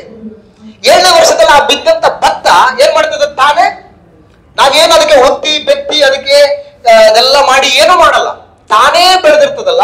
ಆ ಬೆಳೆನ ನೀವೇನ್ ಮಾಡ್ಬೇಕು? ನೀವು ತಿನ್ಬೇಕು, ನಿಮ್ಮಲ್ಲಿರ್ತಕ್ಕಂಥ ಜನರು ತಿನ್ಬೇಕು, ನಿಮ್ಮಲ್ಲಿರ್ತಕ್ಕಂಥ ಆಳುಕಾಳು ತಿನ್ಬೇಕು, ನಿಮ್ಮಲ್ಲಿರ್ತಕ್ಕಂಥ ಪಶು ಪಕ್ಷಿಗಳು ತಿನ್ಬೇಕು, ನೀವು ಕೂಡ ತಿನ್ಕೋಬೇಕು ಅದನ್ನ. ಯಾವ್ದು ವರ್ಷ? 7ನೇ ವರ್ಷದಲ್ಲಿ ಭೂಮಿಗೆ ವಿಶ್ರಾಂತಿ ಕೊಡಬೇಕು ಅಂತ ಹೇಳ್ತಾರೆ. ಹಾಗಾಗಿ ಭೂಮಿಯು ಕೂಡ ವಿಶ್ರಾಂತಿ. ಯಾಜಕಕಾಂಡ ಪುಸ್ತಕ 25ನೇ ಅಧ್ಯಾಯದಲ್ಲಿ ಈ ವಿಷಯನ ನಾವು ಗಮನಿಸ್ತೇವೆ. ಯಾಜಕಕಾಂಡ ಪುಸ್ತಕ 25ನೇ ಅಧ್ಯಾಯದಲ್ಲಿ, ಯಾಜಕಕಾಂಡ 25ನೇ ಅಧ್ಯಾಯದಲ್ಲಿ 2ನೇ ವಚನದಿಂದ, ನಾನು ನಿಮಗೆ ಕೊಡುವ ದೇಶಕ್ಕೆ ನೀವು ಬಂದಾಗ ಆ ದೇಶವು ಯೆಹೋವನಿಗೆ ಸಬ್ಬತ್ ಕಾಲವನ್ನು ಆಚರಿಸಬೇಕು. 6 ವರ್ಷಗಳು ನೀವು ಹೊಲದಲ್ಲಿ ಬೀಜವನ್ನು ಬಿತ್ತಬಹುದು, ದ್ರಾಕ್ಷಿ ತೋಟದ ಕೆಲಸವನ್ನು ನಡೆಸಬಹುದು, ಹೊಲ ತೋಟಗಳ ಬೆಳೆಗಳನ್ನು ಸಂಗ್ರಹಿಸಬಹುದು. ಆದರೆ 7ನೇ ವರ್ಷವು ಯಾವ ಬೇಸಾಯವೂ ನಡೆಯಬಾರದು, ವಿಶ್ರಾಂತಿ ಕಾಲವಾಗಿಯೂ ಯೆಹೋವನಿಗೆ ಆಚರಿಸಬೇಕಾದ ಸಬ್ಬತ್ ಕಾಲವಾಗಿಯೂ ಇರಬೇಕು. ಹೊಲದಲ್ಲಿ ಬೀಜವನ್ನು ಬಿತ್ತಬಾರದು, ದ್ರಾಕ್ಷಿ ತೋಟದ ಕೆಲಸವನ್ನು ನಡೆಸಬಾರದು, ಹೊಲದಲ್ಲಿ ತಾನಾಗಿ ಬೆಳೆದ ಪೈರನ್ನು ನೀವು ಕೂಡಿಸಿಟ್ಟುಕೊಳ್ಳಬಾರದು, ನೀವು ನೋಡಿಕೊಳ್ಳದೇ ಬಿಟ್ಟ ದ್ರಾಕ್ಷಾಲತೆಗಳಲ್ಲಿ ಬಂದ ಹಣ್ಣುಗಳನ್ನು ಸಂಗ್ರಹಿಸಬಾರದು. ಆ ವರ್ಷವೆಲ್ಲ ಭೂಮಿಗೆ ಸಂಪೂರ್ಣವಾಗಿ ವಿಶ್ರಾಂತಿ ಇರಬೇಕು ಅಂತ ಹೇಳ್ತಾರೆ. 7ನೇ ವರ್ಷ ಏನ್ ಮಾಡಬೇಕು? ಭೂಮಿನ ರೆಸ್ಟ್, ವಿಶ್ರಾಂತಿ ಬಿಡಬೇಕು ಅದಕ್ಕೆ ಅಂತ ಹೇಳ್ತಾರೆ. ಇಸ್ರೇಲ್ ಪ್ರಜೆಗಳು ಈ ಮಾತನ್ನು ಕೈಕೊಂಡು ನಡಿಲಿಲ್ಲ. ಭೂಮಿಗೆ ರೆಸ್ಟೇ ಕೊಡ್ಲಿಲ್ಲ. ಪದೇ ಪದೇ ಭೂಮಿನ ಹೂಳೋದು, ಭೂಮಿಯಲ್ಲಿ ಬೇಸಾಯ ಮಾಡೋದು, ಮತ್ತೆ ಕಟಾವು ಮಾಡೋದು, ಭೂಮಿ ಹೂಳೋದು, ಮತ್ತೆ ಬೇಸಾಯ ಮಾಡೋದು, ಹಿಂಗೆ ತಾತ ಮುತ್ತಾತರ ಕಾಲದವರೆಗೂ ಕೂಡ ಇದನ್ನ ಹಿಂಗೆ ನಡ್ಸ್ಕೊಂಡು ಹೋದ್ರು. ಅವ್ರು ನಡ್ಸ್ಕೊಂಡೋದಾಗ ದೇವ್ರು ಏನ್ ಮಾಡ್ತಾನೆ ಗೊತ್ತಾ? ಅವ್ರನ್ನ ಬಾಬೆಲ್ ದೇಶಕ್ಕೆ ಸರಿಯಾಗಿ ಕಳಿಸ್ಬಿಡ್ತಾರೆ. ಬಾಬೆಲ್ ದೇಶದಲ್ಲಿ ಎಷ್ಟು ವರ್ಷಗಳ ಕಾಲ ಅವರು ದಾಸತ್ವದಲ್ಲಿರ್ತಾರೆ? 70 years, 70 ವರ್ಷ. 70 ವರ್ಷ ನಿಮ್ಮನ್ನ ಯಾಕೆ ಆ ಬಾಬೆಲ್ ದೇಶದಲ್ಲಿ ಇಟ್ಟಿದ್ದೀನಿ ಅಂತೇಳಿ ದೇವ್ರು ಹೇಳ್ತಾನೆ, ನೀವು ಭೂಮಿಗೆ ವಿಶ್ರಾಂತಿ ಕೊಟ್ಟಿಲ್ಲ. ಅದಕ್ಕೆ ಇದ್ರದ್ದು ಲೆಕ್ಕ ಸರಿ ಬೀಳೋವರೆಗೂ ಕೂಡ 70 ವರ್ಷ ನೀವು ಬಾಬೆಲ್ಗೆ ಸರಿಯಾಗಿ ಹೋದಾಗ ಈ ಒಂದು ಕಾನಾನಿ ದೇಶದಲ್ಲಿರ್ತಕ್ಕಂಥ ಭೂಮಿ ರೆಸ್ಟ್ ತಗೋಬೇಕದು 70 ವರ್ಷ ಅಂತ ಹೇಳ್ತಾನೆ. 70 ವರ್ಷ ರೆಸ್ಟ್ ತಗೋಬೇಕದು. ಅಂದ್ರೆ 70 ವರ್ಷದಲ್ಲೂ ಕೂಡ ಅವ್ರು ಏನ್ ಮಾಡಿದ್ದಾರೆ? ರೆಸ್ಟ್ ಅವರು ಕೊಟ್ಟಿಲ್ಲ ಅವ್ರು. ಅದಕ್ಕೆ ನೀವು ಎಲ್ಲಿ ಬಾಬೆಲ್ ದೇಶದಲ್ಲಿ 70 ವರ್ಷ ಇರ್ರಿ, ನೀವು ಅಲ್ಲಿರೋವರೆಗೂ ಈ ಭೂಮಿ ಇಲ್ಲಿ ಏನಾಗಬೇಕು? ಇಲ್ಲಿ ವಿಶ್ರಾಂತಿ ತಗೋಬೇಕು ಅಂತ. ಎಂತ ದೇವ್ರಿ! ಎಲ್ರಿಗೂ ಎಂತ ನ್ಯಾಯ ಅಂದ್ರೆ ಅಂತ ನ್ಯಾಯನೇ. ಪಕ್ಷಪಾತಿಯಾದ ದೇವ್ರಲ್ಲ ಅವರು. ಭೂಮಿಗೂ ಒಂದೇ ನ್ಯಾಯ, ಮನುಷ್ಯರಿಗೂ ಕೂಡ ವಿಶೇಷವಾದಂತ ನ್ಯಾಯ. ಸೊ ಹಾಗಾಗಿ ಈ ವಿಷಯವನ್ನ ಗಮನಿಸಿದ್ರೆ ಬಹಳ ಆಶ್ಚರ್ಯಕರವಾದಂತಹ ಸಂಗತಿಗಳು ನಮಗೆ ಬಯಲಿಗೆ ಬರ್ತವೆ. ಯಾಜಕಕಾಂಡ ಪುಸ್ತಕ 26ನೇ ಅಧ್ಯಾಯದಲ್ಲಿ, ಯಾಜಕಕಾಂಡ ಪುಸ್ತಕ 26ನೇ ಅಧ್ಯಾಯ 34ನೇ ವಚನ ಒಂದ್ಸಾರಿ ಗಮನಿಸಿದ್ರೆ, 34ನೇ ವಚನ, ನೀವು ನಿಮ್ಮ ಶತ್ರುಗಳ ದೇಶದಲ್ಲಿರುವ ದಿನಗಳಲ್ಲೆಲ್ಲ ನಿಮ್ಮ ದೇಶವು ಹಾಳುಬಿದ್ದು, ಅಂಡರ್ಲೈನ್ ಮಾಡಬೇಕು ಇದನ್ನ, ಏನದು? ತನಗೆ ಸಲ್ಲಬೇಕಾಗಿದ್ದ ಸಬ್ಬತ್ ಕಾಲವನ್ನು ಅನುಭವಿಸುವುದು. ತನಗೆ ಸಲ್ಲಬೇಕಾದಂತ ಸಬ್ಬತ್ ಕಾಲವನ್ನ ಕಿತ್ಕೊಂಡಿರೋರು ಯಾರು? ಇಸ್ರಾಯೇಲ್ ಕಿತ್ಕೊಂಡಿದ್ದಾರೆ. ಅದಕ್ಕೆ ರೆಸ್ಟ್ ಕೊಟ್ಟಿಲ್ಲ ಭೂಮಿಗೆ. ಅದಕ್ಕೆ ನೀವು 70 ವರ್ಷ ಬಾಬೆಲಲ್ಲಿ ಇರ್ತೀರಲ್ವಾ, ಅಲ್ಲಿವರೆಗೂ ಕೂಡ ಈ ಕಾನಾನಿನಲ್ಲಿರ್ತಕ್ಕಂಥ ಈ ಭೂಮಿ ಏನ್ ಮಾಡ್ತದೆ ಅಂತಂದ್ರೆ, ತನಗೆ ಸಲ್ಲತಕ್ಕಂಥ ಸಬ್ಬತ್ ವಿಶ್ರಾಂತಿಯನ್ನು ಅದೇನ್ ಮಾಡ್ತದೆ? ಅದು ಆಚರಿಸ್ತದೆ, ಅನುಭವಿಸ್ತದೆ ಅಂತ ಹೇಳ್ತಾನೆ. ನೆಕ್ಸ್ಟ್ ಪದ, ಅದು ವಿಶ್ರಾಂತಿಯನ್ನು ಹೊಂದಿ ಸಬ್ಬತ್ ಕಾಲವನ್ನು ಅನುಭವಿಸುವುದು. ನೀವು ಅದರಲ್ಲಿ ವಾಸವಾಗಿದ್ದಾಗ ಅದಕ್ಕೆ ತಕ್ಕ ಕಾಲದಲ್ಲಿ ದೊರೆಯದ ವಿಶ್ರಾಂತಿ. ತಕ್ಕ ಕಾಲದಲ್ಲಿ ದೊರೆಯದ ವಿಶ್ರಾಂತಿ. ಯಾವ ಕಾಲದಲ್ಲಿ ಸಿಗಬೇಕು ವಿಶ್ರಾಂತಿ? ಅದಕ್ಕೆ ಯಾವ ಕಾಲದಲ್ಲಿ ಸಿಗಬೇಕು ಅಂತ ದೇವರು ಹೇಳ್ತಾ ಇದ್ದಾನೆ? 7ನೇ ವರ್ಷ.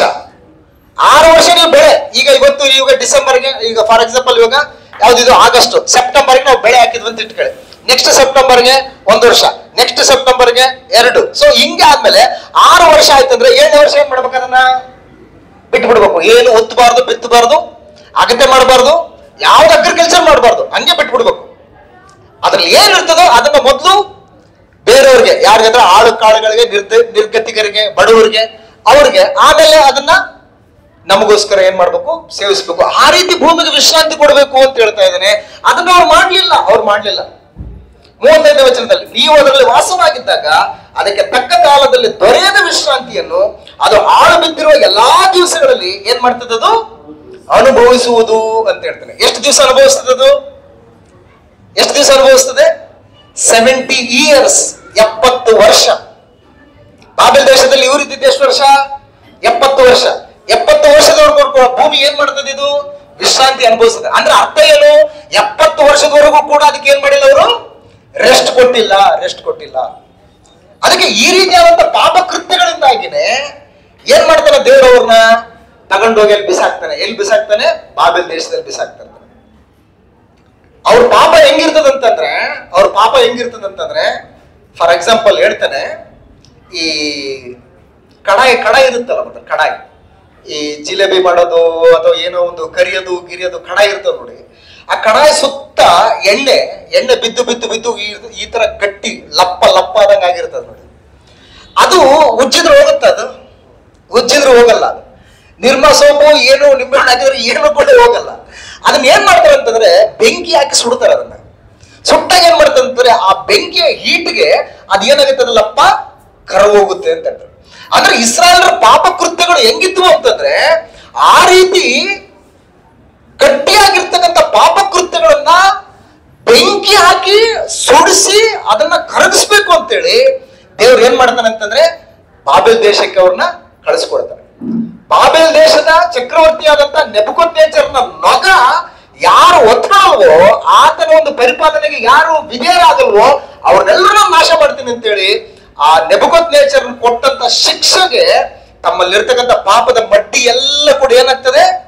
ಕರಗೋಗ್ಬಿಟ್ಟು ಅವರಿಗೆ ರಿಯಲೈಸ್ ಆಗ್ತದೆ, ಓಹ್ ನಾವ್ ಏನ್ ತಪ್ಪು ಮಾಡಿದ್ವಿ, ಏನಿಲ್ಲ, ಯಾಕೆ ಈ ಪರಿಸ್ಥಿತಿ ಅಂತ ಹೇಳಿ ಅವ್ರಿಗೆ ಅನುಭವ ಬಂದು ಇಲ್ಲ ನಾವು ಮಾಡಿದ್ವಿ, ಸೊ ನಮಗ್ ಕರೆಕ್ಟೇ ಇದು ಅಂತ ಹೇಳಿ ಅವರು ತಿಳ್ಕೊಳ್ತಾರೆ. ಸೊ ಹಾಗಾಗಿ ಕಾನಾನ ಭೂಮಿಗೆ ವಿಶ್ರಾಂತಿ ಅಂತ ಹೇಳ್ತಾನೆ. ಪೂರ್ವಕಾಲ ವೃತ್ತಾಂತದಲ್ಲಿ ಎರಡನೇ ಪೂರ್ವಕಾಲ ವೃತ್ತಾಂತ 36ನೇ ಅಧ್ಯಾಯ ಕೊನೆ ವಚನದಲ್ಲಿ ಈ ವಿಷಯವನ್ನ ನಾವು ಗಮನಿಸ್ತೇವೆ. ಯೆರೆಮೀಯನು ಕೂಡ ಈ ಮಾತನ್ನು ಹೇಳ್ತಾನೆ. 21ನೇ ವಚನ. S brother. ಎರಡನೇ ಪೂರ್ವಕಾಲ ವೃತ್ತಾಂತ 36ನೇ ಅಧ್ಯಾಯ 21ನೇ ವಚನ. ಈ ಪ್ರಕಾರ ಯೆಹೋವನು ಯೆರೆಮೀಯನ ಮುಖಾಂತರ ಹೇಳಿಸಿದ ಮಾತು ನೆರವೇರಿ ದೇಶವು ತನ್ನ ಸಬ್ಬತ್ ಕಾಲವನ್ನು ಅನುಭವಿಸುವುದಕ್ಕೆ ಮಾರ್ಗವಾಯಿತು. ನೆಕ್ಸ್ಟ್, ದೇಶವು 70 ವರ್ಷ ಹಾಳು ಬಿದ್ದು ಆ ಕಾಲದಲ್ಲೆಲ್ಲ ವಿಶ್ರಾಂತಿಯನ್ನು ಏನ್ ಮಾಡ್ತಾ ಇತ್ತು? ಅನುಭವಿಸ್ತಾ ಇತ್ತು ಅಂತ ಹೇಳ್ತಾರೆ. ನೋಡಿ, ದೇವ್ರು ಎಂತ ವಿಶ್ರಾಂತಿ ಕೊಟ್ಟಿದ್ದಾರೆ ಭೂಮಿಗೂ ಕೂಡ. ಆತನ ಒಂದು ಮಾತು ಹೇಳಿದನಂತಂದ್ರೆ ಆ ಮಾತನ್ನು ಅವ್ರು ನೆರವೇರಿಸಲೇಬೇಕು. ಅವ್ರು ನೆರವೇರಿಸಲಿಲ್ಲ ಅಂತಂದ್ರೆ ದೇವರು ಅದನ್ನ ನೆರವೇರಿಸುವುದಕ್ಕೆ ಆತನ ಏನಾಗಿದ್ದಾನೆ? ಆತನು ಸಮರ್ಥನಾಗಿದ್ದಾನೆ. ಇದು ಸತ್ಯವೇದದಲ್ಲಿ ನಮಗೆ ಕಂಡು ಬರ್ತಕ್ಕಂತಹ 4ನೇ ವಿಶ್ರಾಂತಿ. ಅದು ಕಾನಾನಿನ ಭೂಮಿಗೆ ವಿಶ್ರಾಂತಿ. 5ನೇದಾಗಿ ಪಾಪದಿಂದ ವಿಶ್ರಾಂತಿ. ನಮ್ಮ ಕರ್ತನಾದ ಯೇಸು ಕ್ರಿಸ್ತನ ಒಂದು ಮಾತು ಹೇಳ್ತಾನೆ, ನಮ್ಗೆಲ್ರಿಗೂ ಬಾಯ್ಪಟ್ಟ ಬರ್ಬೇಕು ಆ ಮಾತು. ಮತ್ತಾಯನ ಬರೆಸುವಾರ್ತೆ 11ನೇ ಅಧ್ಯಾಯ 28ನೇ ವಚನ. ಏನದು? ನೋಡಬಾರ್ದು, ಹಂಗೆ ಹೇಳ್ಬೇಕು. ಎಲ್ಲರಿಗೆ ಕಷ್ಟಪಡುವವರೇ, ಹೊರೆ ಹೊತ್ತವರೇ, ನೀವೆಲ್ಲರೂ ನನ್ನ ಬಳಿಗೆ ಬನ್ರಿ, ನಾನ್ ನಿಮಗೆ ಏನ್ ಮಾಡ್ತೀನಿ? ವಿಶ್ರಾಂತಿ ಕೊಡ್ತೀನಿ. ಕಷ್ಟ ಯಾಕೆ ನಮಗೆ? ಭಾರ ಯಾಕೆ ನಮಗೆ? ನಾವಾಗ ತಂದ್ಕೊಂಡಿದೀವಿ. ಈಗ ನಮ್ಗೆ ರೋಗಗಳು ಯಾಕೆ ಅಂತಂದ್ರೆ ನಾವಾಗ ತಂದ್ಕೊಂಡಿರ್ತೀವಿ ಕೆಲವು ರೋಗಗಳು. ಅದಕ್ಕೆ ಟ್ಯಾಬ್ಲೆಟ್ಗಳ ಹೆಸರು ಕೂಡ ಹೇಗಿರ್ತವೆ ಗೊತ್ತಾ? ಅನಾಸಿನ್ನು, ಕ್ರೋಸಿನ್ನು, ಸಿನ್ನು. ಲಾಸ್ಟ್ ಯಾವ್ದದು? ಸಿನ್ ಯಾವ್ದದು? ನಾವು ಮಾಡಿದ ಕರ್ಮನೇ ಅವಲ್ಲ. ತಲೆನೋವು. ಯೇಸು ಕ್ರಿಸ್ತನು ಏನ್ ಹೇಳ್ತಾನೆ? ನಿಮಗಿರುವಂತವುಗಳೆಲ್ಲ ತೃಪ್ತರಾಗಿರಪ್ಪ, ನಾಳೆ ದಿನ ಯಾಕೆ ಯೋಚನೆ ಮಾಡ್ತೀರಿ? ಆವತ್ತಿನ ಕಾಟ ಆವತ್ತಿಗೆ ಸಾಕು. ಆಕಾಶದಲ್ಲಿ ಹಾರಾಡುವ ಹಕ್ಕಿಗಳನ್ನು ನೋಡ್ರಿ, ಅವು ಗೂಡು ಕೊಟ್ಟೋದಿಲ್ಲ, ಅವು ಕಣಜಲ್ಲಿ ತುಂಬಿಟ್ಟುಕೊಳ್ಳೋದಿಲ್ಲ. ಅಂತವುಗಳನ್ನ ನಾನು ಸಾಕಿದ್ದೀನಿ ಅಂದ್ ಬಂದೆ, ಅವುಗಳಿಗಿಂತ ನೀವು ಹೆಚ್ಚಿನವರಲ್ವಾ, ನಿಮ್ಮನ್ನು ಸಾಕೋದಕ್ಕೆ ನನ್ನ ಕೈಲಿ ಆಗಲ್ವಾ ಅಂತ ದೇವ್ರು ಹೇಳಿದ್ರು ಕೂಡ ಅಂತ ಹೇಳ್ತಾನೆ, ಬಿಡಪ್ಪ ನಾವು ಚಿಂತೆ ಮಾಡ್ಬೇಕಲ್ಲ ಅಂತ ಚಿಂತೆ ಮಾಡ್ತಾ ನಾವೇ ಏನ್ ಮಾಡ್ತಾ ಇದೀವಿ? ರೋಗಗಳನ್ನು ತಂದ್ಕೊಳ್ತೀವಿ. ಸೊ ಪರಿಸ್ಥಿತಿ ಇದು. ಅದಕ್ಕೆ ಪಾಪವೆಂಬುದರಿಂದ ವಿಶ್ರಾಂತಿ ಕೊಡ್ತೀನಿ ಅಂತ ಹೇಳ್ತೇನೆ. ಓದಿ ಬ್ರದರ್, ನನಗೆ ಚೆನ್ನಾಗಿದೆ ಅದನ್ನು. ಮತ್ತೊಂದು ಬರೆಸುವಾರ್ತೆ 11ನೇ ಅಧ್ಯಾಯ 28ನೇ ವಚನ. ಎಲ್ಲ ಕಷ್ಟಪಡುವವರೇ, ಹೊರೆ ಹೊತ್ತವರೇ, ನೀವೆಲ್ಲರೂ ನನ್ನ ಬಳಿಗೆ ಬನ್ರಿ, ಏನ್ ಕೊಡ್ತಾನಂತೆ? ವಿಶ್ರಾಂತಿ ಕೊಡ್ತೀನಿ ಅಂತ ಹೇಳ್ತಾನೆ. ಕ್ರಿಸ್ತನಲ್ಲಿ ಬಾ, ವಿಶ್ರಾಂತಿ ಕೊಡ್ತಾನೆ. ಮನುಷ್ಯರು ಕೊಡಕ್ಕೆ ಆಗದಿರ್ತಕ್ಕಂಥ ವಿಶ್ರಾಂತಿ ಕೊಡ್ತಾನೆ. ಮನುಷ್ಯರು ಏನಾದ್ರೂ ತಾತ್ಕಾಲಿಕವಾದ ವಿಶ್ರಾಂತಿ ಕೊಡ್ಬೋದು, ಮನುಷ್ಯರು ತಾತ್ಕಾಲಿಕವಾದಂತ ಸಮಾಧಾನ ಕೊಡ್ಬೋದು, ಮನುಷ್ಯರು ತಾತ್ಕಾಲಿಕವಾದಂತ ಸಂತೋಷನ ಕೊಡ್ಬೋದು. ಆದ್ರೆ ಕ್ರಿಸ್ತನು ಕೊಡ್ತಕ್ಕಂಥ ಸಂತೋಷ, ಸಮಾಧಾನ, ನೆಮ್ಮದಿ ಅಂತಕ್ಕಂಥದ್ದು ಅದು ಚಿರಕಾಲ ಇರ್ತಕ್ಕಂಥದ್ದು ಅಂತ ಹೇಳ್ತಾರೆ. ಅದಕ್ಕೆ ಎಲ್ಲ ಕಷ್ಟಪಡುವವರೇ, ಕಷ್ಟ ಪಡ್ತಾ ಇದ್ರಿ ನೀವು. ಯಾವುದಕ್ಕೋಸ್ಕರ ಕಷ್ಟ ಪಡ್ತಾ ಇದ್ರಿ? ಕೆಟ್ಟು ಹೋಗುವ ಆಹಾರಕ್ಕೋಸ್ಕರ ಕಷ್ಟ ಪಡ್ತಾ ಇದ್ರಿ. ನಿನಗೋಸ್ಕರ ಕೂಡಿಸಿಟ್ಕೊಳ್ತಾ ಇದ್ಯಾ, ನಿನ್ನ ಮಕ್ಕಳಿಗೋಸ್ಕರ ಕೂಡಿಸಿಟ್ಕೊಳ್ತಾ ಇದ್ಯಾ, ನಿನ್ನ ಮೊಮ್ಮಕ್ಕಳಿಗೋಸ್ಕರ ಕೂಡಿಸಿಟ್ಕೊಳ್ತಾ ಇದ್ಯಾ. ಇದನ್ನೇ ಮಾಡ್ತಾ ಇದ್ದೆ ಜೀವನ ಪರ್ಯಂತರಾಗಿ. ನಿನಗೋಸ್ಕರ ಏನ್ ಕೂಡಿಸ್ಕೊಡ್ತಾ ಇದೆಯಾ? ಭೂಮಿ ಮೇಲೆ ಸಂಪಾದನೆ ಮಾಡ್ಕೊಳ್ತಾ ಇದ್ದೆ ಸರಿ, ಆದ್ರೆ ಇದು ಏನಾಗ್ತದೆ ಇಲ್ಲಿ ಕಳ್ಳರ ಕನ್ನ ಕೊರೆದು ಕದ್ಕೊಂಡು ಹೋಗ್ತಾರೆ. ಇಟ್ಟಿರೋದು ಮುಸಿ ಹಿಡಿದು ಕಿಲುಬಾತಿ ಕೆಟ್ಟು ಹೋಗ್ತದೆ. ಪರಲೋಕದಲ್ಲಿ ಗಂಟು ಮಾಡಿಟ್ಟುಕೋ, ಕರ್ಲೋಕದಲ್ಲಿ ಗಂಟು ಮಾಡಿಟ್ಟುಕೋ. ಇವತ್ತು ನಿಜ ಹೇಳ್ಬೇಕು ಅಂತಂದ್ರೆ ತಂದೆ ತಾಯಿಗಳು ಕಷ್ಟಪಟ್ಟು ಆಸ್ತಿ ಸಂಪಾದನೆ ಮಾಡ್ತಾರೆ. ನೀವು ಗಮನಿಸಿ, ಆ ಆಸ್ತಿಯಿಂದ ಯಾವುದು ಒಳ್ಳೇದು ಅನ್ನುವಂಥದ್ದು ಜಾಸ್ತಿ ಇಲ್ಲ, ಒಳ್ಳೇದಾಗುವಂಥದ್ದು ಜಾಸ್ತಿ ಕಂಡು ಬರೋದಿಲ್ಲ ನಮಗೆ. ಅದರಿಂದ ಕೆಟ್ಟದ್ದಾಗುವಂಥದ್ದು ಜಾಸ್ತಿ ಕಂಡು ಬರ್ತದೆ. ಏನ್ ಕೆಟ್ಟದಂತಂದ್ರೆ ಅಣ್ಣ ತಮ್ಮಂದ್ರು ಆಸ್ತಿಗೋಸ್ಕರ ಜಗಳ ಆಡೋದು, ಶತ್ರುಗಳಾಗಿ ಜೀವನ ಮಾಡೋದು, ಆಸ್ತಿಗೋಸ್ಕರ. ಆಸ್ತಿ ಇಲ್ಲ ಅಂತಂದ್ರೆ ಏನಾಗಲ್ಲ. ಆಮೇಲೆ ಆ ಆಸ್ತಿಯಿಂದನೇ ಏನ್ ಮಾಡ್ತಾರೆ ಅಂದ್ರೆ ತಂದೆ ತಾಯಿಗಳನ್ನ ವೃದ್ಧಾಶ್ರಮಕ್ಕೆ ಸೇರಿಸೋದು. ಆ ಆಸ್ತಿಯಿಂದನೇ. ಸೊ ಅದಕ್ಕೆ ಆಸ್ತಿ ಯಾವ ರೀತಿ ಮನುಷ್ಯನನ್ನ ಬದಲಾಯಿಸ್ಬಿಡ್ತದೆ ಅನ್ನೋದಕ್ಕೆ ಅನೇಕ ಉದಾಹರಣೆಗಳು ಗ್ರಂಥದಲ್ಲಿ ನಮಗೆ ಸಿಗ್ತವೆ. ಅದಕ್ಕೆ ದೇವರ ಮಕ್ಕಳಿಗೆ ಕ್ರಿಸ್ತನ ಸ್ವಾರ್ಥದಿಂದ ಕೊಂಡುಕೊಂಡೋಗ್ಬಿಟ್ಟಂತ ಸಭೆಗೆ ಹೇಳ್ತಕ್ಕಂಥದ್ದು ಏನಂದ್ರೆ, ನೀವು ಪರಲೋಕದಲ್ಲಿ ಗಂಟು ಮಾಡಿ ಇಟ್ಕೊಳ್ಳಿ. ನಿಮ್ಮ ಮಕ್ಕಳನ್ನ ಪರಲೋಕದಲ್ಲಿ ಗಂಟು ಮಾಡಿ ಇಟ್ಟುಕೊಳ್ಳುವುದಕ್ಕೋಸ್ಕರ ನೀವು ಬದುಕಿಸಿ ಅವ್ರನ್ನ ಅಂತ ಹೇಳ್ತಾನೆ. ಆಸ್ತಿ ಅಂತಸ್ತು ಮಾಡಿ ದೇವರ ಸ್ವರೂಪ ಸ್ವಭಾವಗಳನ್ನ ನಾವು ಏನ್ ಮಾಡ್ತಾ ಇದೀವಿ ಅಂತಂದ್ರೆ ಲಯ ಮಾಡ್ತಾ ಇದೀವಿ ಮನುಷ್ಯರ ಜೀವಿತದಲ್ಲಿ. ಬೇಕು ಇಲ್ಲ ಅಂತಿಲ್ಲ, ಹಣ ಬೇಕು ಮನುಷ್ಯನಿಗೆ, ಇಲ್ವಾ? ಬೇಕು. ಆದ್ರೆ ಎಷ್ಟು ಬೇಕು? ಅಷ್ಟೇ ಇರಬೇಕು. ಎಷ್ಟು ಬೇಕು ಅಷ್ಟೇ ಇರಬೇಕು. ಅತಿ ಆಯ್ತು ಅಂತ ಇಟ್ಕೊಳ್ಳಿ, ಏನಾಗುತ್ತೆ? ಒಬ್ಬ ಭಕ್ತ ಅಂತಾನೆ, ಅತಿಯಾದ ಶ್ರೀಮಂತಿಗೆ ನನ್ನನ್ನು ಕೊಡಬೇಡ, ಎಲ್ಲಿ ನಿನ್ನನ್ನು ಬೈದು ಬಿಡ್ತೀನೋ, ಎಲ್ಲಿ ನಿನ್ನನ್ನು ಮರ್ತು ಬಿಡ್ತೀನೋ. ಅತಿಯಾದ ಬಡತನವನ್ನು ಕೊಡಬೇಡ, ಎಲ್ಲಿ ನಿನ್ನನ್ನು ಬೈದು ಬಿಡ್ತೀನೇನೋ, ಎಲ್ಲಿ ನಿನ್ನನ್ನು ನಾನು ಬಿಟ್ಟು ಬಿಡ್ತೀನೇನೋ ಅಂತೇಳಿ. ನನಗೆ ಎಷ್ಟು ಬೇಕು ಅಷ್ಟು ಕೊಡ ಸಾಕು ಅಂತ ಹೇಳ್ತಾನೆ. ಸೊ ಹಾಗಾಗಿ ಪ್ರಿಯರೇ, ಪರಿಸ್ಥಿತಿ ಇದು. ಈ ಪಾಪದಿಂದ ಮನುಷ್ಯ ಏನಾಗಿದೆ ಅಂತಂದ್ರೆ ರೆಸ್ಟ್ ಇಲ್ಲಂಗೆ ಆಗ್ಬಿಟ್ಟಿದೆ ಮನುಷ್ಯನಿಗೆ. ಈ ಭಾರಗಳಿಂದ ಅನೇಕ ಚಿಂತೆಗಳು, ಅನೇಕ ಭಾರಗಳು, BP, ಶುಗರು, ಊಟಕ್ಕೆ ಸರಿಯಾಗಿ ಊಟ ಮಾಡಕ್ ಆಗ್ತಾ ಇಲ್ಲ, ರಾತ್ರಿ ನಿದ್ರೆ ಬರ್ತಾ ಇಲ್ಲ, ಮಾತ್ರೆ ತಗೊಂಡ್ರೆ ನಿದ್ರೆ ಬರ್ತದೆ, ಇಲ್ಲಂದ್ರೆ ಬರಲ್ಲ ಅಂತ ಪರಿಸ್ಥಿತಿ. ಯಾಕೆ ಬಂತು ಇವೆಲ್ಲ? ಯಾಕೆ ಈ ಕಷ್ಟಗಳು ನಿಮಗೆ? ಇವೆಲ್ಲ ಬಿಡ್ರಿ, ಬನ್ನಿ ನನ್ನ ಜೊತೆಗೆ, ನನ್ನ ಬಳಿಗೆ ಬನ್ನಿ, ನಾನು ನಿಮ್ಗೆ ವಿಶ್ರಾಂತಿ ಕೊಡ್ತೀನಿ ಅಂತ ಹೇಳ್ತೇನೆ. ಈ ವಿಶ್ರಾಂತಿ ಅಂತಂದ್ರೆ ಯಾರೆಲ್ಲ ಯೇಸು ಕ್ರಿಸ್ತನ ಸುವಾರ್ತೆಯನ್ನ ಕೇಳಿ ನಂಬಿ ತಮ್ಮ ಪಾಪಗಳ ನಿಮಿತ್ತವಾಗಿ ಪಶ್ಚಾತ್ತಾಪ ಪಟ್ಟು ಯೇಸು ಕ್ರಿಸ್ತನನ್ನ ದೇವ ಕುಮಾರನೆಂಬುದಾಗಿ ಒಪ್ಪಿಕೊಂಡು ಕ್ರಿಸ್ತನಲ್ಲಿ ಸೇರೋದಕ್ಕೆ ಯಾರೆಲ್ಲ ದೀಕ್ಷಾ ಸ್ನಾನ ಮಾಡಿಸ್ಕೊಡ್ತಾರೋ ಅವರೆಲ್ಲರೂ ಕೂಡ ಎಲ್ಲಿದ್ದಾರೆ? ಕ್ರಿಸ್ತನು ಕೊಡುವಂತ ವಿಶ್ರಾಂತಿಯಲ್ಲಿ ತಗೊಳ್ತಾ ಇದ್ದಾರೆ. ಕ್ರಿಸ್ತನು ಕೊಡುವಂತ ವಿಶ್ರಾಂತಿಯನ್ನು ಅವರು ಅನುಭವಿಸ್ತಾ ಇದ್ದಾರೆ. ಪಾಪದಿಂದ ವಿಶ್ರಾಂತಿ, ಪರಿಶುದ್ಧತೆ ಎಂಬಂತ ವಿಶ್ರಾಂತಿ, ನೆಮ್ಮದಿಕರವಾದಂತ ವಾತಾವರಣ, ಕ್ರಿಸ್ತನ ಪರಿಪಾಲನೆ ಇರ್ತಕ್ಕಂಥ ರಾಜ್ಯದಲ್ಲಿ ಪ್ರಜೆಗಳಾಗಿ ಸಾಕ್ತಕ್ಕಂಥದ್ದು. ಇದು ಪಾಪದಿಂದ ಇರ್ತಕ್ಕಂಥ ವಿಶ್ರಾಂತಿ. ಇದು ಪಾಪದಿಂದ ಇರ್ತಕ್ಕಂಥ ವಿಶ್ರಾಂತಿ. ನೆಕ್ಸ್ಟ್ 6ನೇದಾಗಿ ದೇವರ ಪ್ರಜೆಗಳಿಗೆ ಪರದೈಸು ಎಂಬ ವಿಶ್ರಾಂತಿ ಅಂತ ಹೇಳ್ತಾರೆ. ದೇವರ ಪ್ರಜೆಗಳಿಗೆ ಪರದೈಸು ಎಂಬ ವಿಶ್ರಾಂತಿ. ಪರದೈಸ ಅಂದ್ರೆ ಪರಲೋಕ ಅಲ್ಲ, ಅದು ಯೇಸು ಕ್ರಿಸ್ತನ್ ಇದರಲ್ಲ, ಅದಲ್ಲ. ದೇವರ ಪ್ರಜೆಗಳು ಅಂದ್ರೆ ದೇವರ ವಾಕ್ಯಗಳನ್ನ ಶ್ರದ್ಧೆಯಿಂದ ಕೇಳಿ ಅವುಗಳ ಪ್ರಕಾರ ಜೀವಿತಗಳನ್ನ ಜೀವಿಸಿ ಯಾರೆಲ್ಲ ದೇವರನ್ನ ಸಂತೋಷ ಪಡಿಸ್ತಾರೋ ಈ ಭೂಮಿ ಮೇಲೆ ಅವರೆಲ್ಲರಿಗೂ ಕೂಡ ದೇವ್ರು ಏನ್ ಮಾಡ್ತಾನೆ ಅಂತಂದ್ರೆ ಒಂದು ಪ್ಲೇಸ್ ಇದೆ, ಅದ್ಯಾವ್ದಂದ್ರೆ ಪರದೈಸು. ಆ ಪರದೈಸಲ್ಲಿ ನೀನು ವಿಶ್ರಾಂತಿ ತಗೋ. ಕ್ರಿಸ್ತನ ಪ್ರತ್ಯಕ್ಷತೆಯಲ್ಲಿ ಮೊದಲು ಬಂದು ನಿಮ್ಮನ್ನ ಎಬ್ಬಿಸ್ಕೊಂಡು ಹೋಗ್ತಾನೆ, ಆಮೇಲೆ ಜೀವನದಿಂದ ಇರ್ತಕ್ಕಂಥ ನಮ್ಮನ್ನ ಏನ್ ಮಾಡ್ತಾನೆ? ಎಬ್ಬಿಸ್ಕೊಂಡು ಹೋಗ್ತಾನೆ. ಅಲ್ಲಿವರೆಗೂ ನೀವು ವಿಶ್ರಾಂತಿ ತಗೊಳ್ಳಿ ಅಂತ ಹೇಳ್ತಾನೆ. ಇತ್ತೀಚೆಗೆ ನಮ್ಮ ಒಬ್ಬ ಸಹೋದರಿಯವರು ಕೇರಳದಲ್ಲಿ ಅವರು ಡೆತ್ ಆದ್ರು. ಅವರು ಸಹೋದರಿ ನನಗೊಂದು ಲಿಂಕ್ ಕಳಿಸಿದ್ರು, ನಾನು ಅದನ್ನ ಫಾಲೋ ಮಾಡ್ತಾ ಇದ್ದೆ, ನೋಡ್ತಾ ಇದ್ದೆ. ಬೇರೆ ಬೇರೆ ರಾಜ್ಯಗಳಿಂದೆಲ್ಲ ಬಂದು ಆಕೆ ಒಂದು ಫ್ಯೂನರಲ್ ಕಾರ್ಯಕ್ರಮದಲ್ಲಿ ಪಾಲ್ಗೊಂಡು ಅವರು ವಾಕ್ಯಗಳನ್ನು ಹೇಳ್ತಾ ಇದ್ರು. ಪ್ರತಿಯೊಬ್ಬರು ವಾಕ್ಯ ಹೇಳುವಾಗ ಒಂದು ಪರ್ಟಿಕ್ಯುಲರ್ ಆಗಿ ಒಂದು ವಾಕ್ಯ ಬಳಸ್ತಾ ಇದ್ರು ಅವರು. ಅದು ಯಾವ್ದು ಅಂತಂದ್ರೆ ಪ್ರಕಟಣೆ ಗ್ರಂಥ 14ನೇ ಅಧ್ಯಾಯ 13ನೇ ವಚನವನ್ನ ಅವರು ಬಳಸ್ತಾ ಇದ್ರು. ರೆವಲ್ಯೂಷನ್ ಚಾಪ್ಟರ್ 14 ಅನ್ನ ಬಹುತೇಕ ಎಲ್ಲಾ ಪ್ರೀಚರ್ಸ್ಗಳು ಆ ಮಾತನ್ನ ಬಳಸ್ತಾ ಇದ್ರು. ಆ ಮಾತು ಏನದನ್ನ ಗಮನಿಸೋಣ. Revolution chapter 14:13. S brother. ಪರಲೋಕದಿಂದ ಒಂದು ಶಬ್ದವು ನನಗೆ ಕೇಳಿಸಿತು, ಅದು ಇಂದಿನಿಂದ ಕರ್ತನ ಭಕ್ತರಾಗಿ ಸಾಯುವವರು ಧನ್ಯರು ಎಂಬುದಾಗಿ ಬರೆ ಎಂದು ನನಗೆ ಹೇಳಿತು. ಅದಕ್ಕೆ ಆತ್ಮನು, ಹೌದು ಅವರು ಧನ್ಯರೇ, ಅವರ ಕಷ್ಟ ತೀರಿತು. ಏನಾಗ್ತದೆ ಅವ್ರಿಗೆ? ಅವರಿಗೆ ವಿಶ್ರಾಂತಿ ಆಗುವುದು. ಅವ್ರಿಗೆ ವಿಶ್ರಾಂತಿ ಆಗ್ತದೆ, ಅವ್ರಿಗೆ ವಿಶ್ರಾಂತಿ ಆಗುತ್ತೆ ಅಂತೇಳಿ, ಅವ್ರಿಗೆ ವಿಶ್ರಾಂತಿ ಆಗುತ್ತೆ,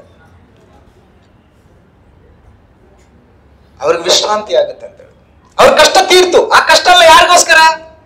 ನೀತಿಗೋಸ್ಕರ, ದೇವರ ವಾಕ್ಯಕ್ಕೋಸ್ಕರ, ಕ್ರಿಸ್ತನ ಮಹಿಮೆಗೋಸ್ಕರ, ದೇವರ ಸಂಕಲ್ಪವನ್ನು ನೆರವೇರಿಸುವುದಕ್ಕೋಸ್ಕರ ಆ ಕಷ್ಟಗಳೆಲ್ಲ ಪಟ್ಟಿದ್ದಾರೆ. ಅಂತವರಿಗೆ ರೆಸ್ಟು.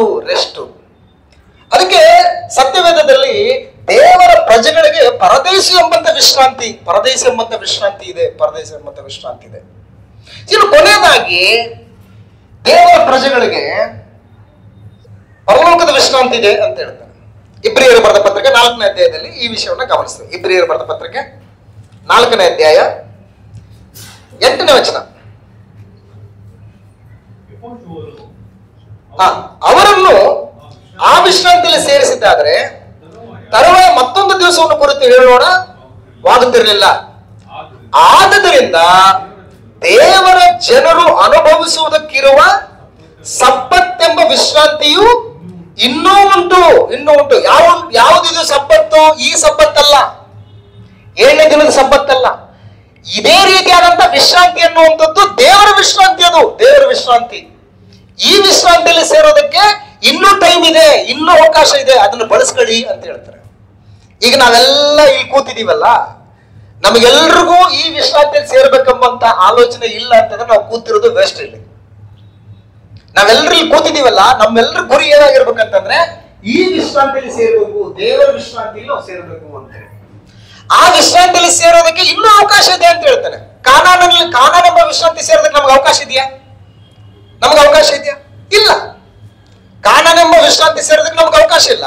ಆದ್ರೆ ನಮ್ಗೆ ಯಾವುದು ಅವಕಾಶ ಇದೆ? ದೇವರ ವಿಶ್ರಾಂತಿಯಲ್ಲಿ ಸೇರೋದಕ್ಕೆ ಇನ್ನೂ ನಮ್ಗೆ ಅವಕಾಶ ಇದೆ ಅಂತ ಹೇಳ್ತಾನೆ. ಅದಕ್ಕೆ ಹೇಳ್ತಾನೆ, ಆದ್ರಿಂದ ದೇವರ ಜನರು ಅನುಭವಿಸುವುದಕ್ಕಿರುವ ಸಬ್ಬತ್ತೆಂಬ ವಿಶ್ರಾಂತಿಯು ಇನ್ನೂ ಉಂಟು. ನಿತ್ಯತ್ವ ಅನ್ನುವಂತ ವಿಶ್ರಾಂತಿ, ದೇವರ ಪ್ರಜೆಗಳಿಗೆ ಪರಲೋಕ ಎಂಬಂತ ವಿಶ್ರಾಂತಿ ಅದು ಇನ್ನೂ ಇದೆ. ಪರಲೋಕ ಅನ್ನುವಂತ ವಿಶ್ರಾಂತಿ ಇದೆ.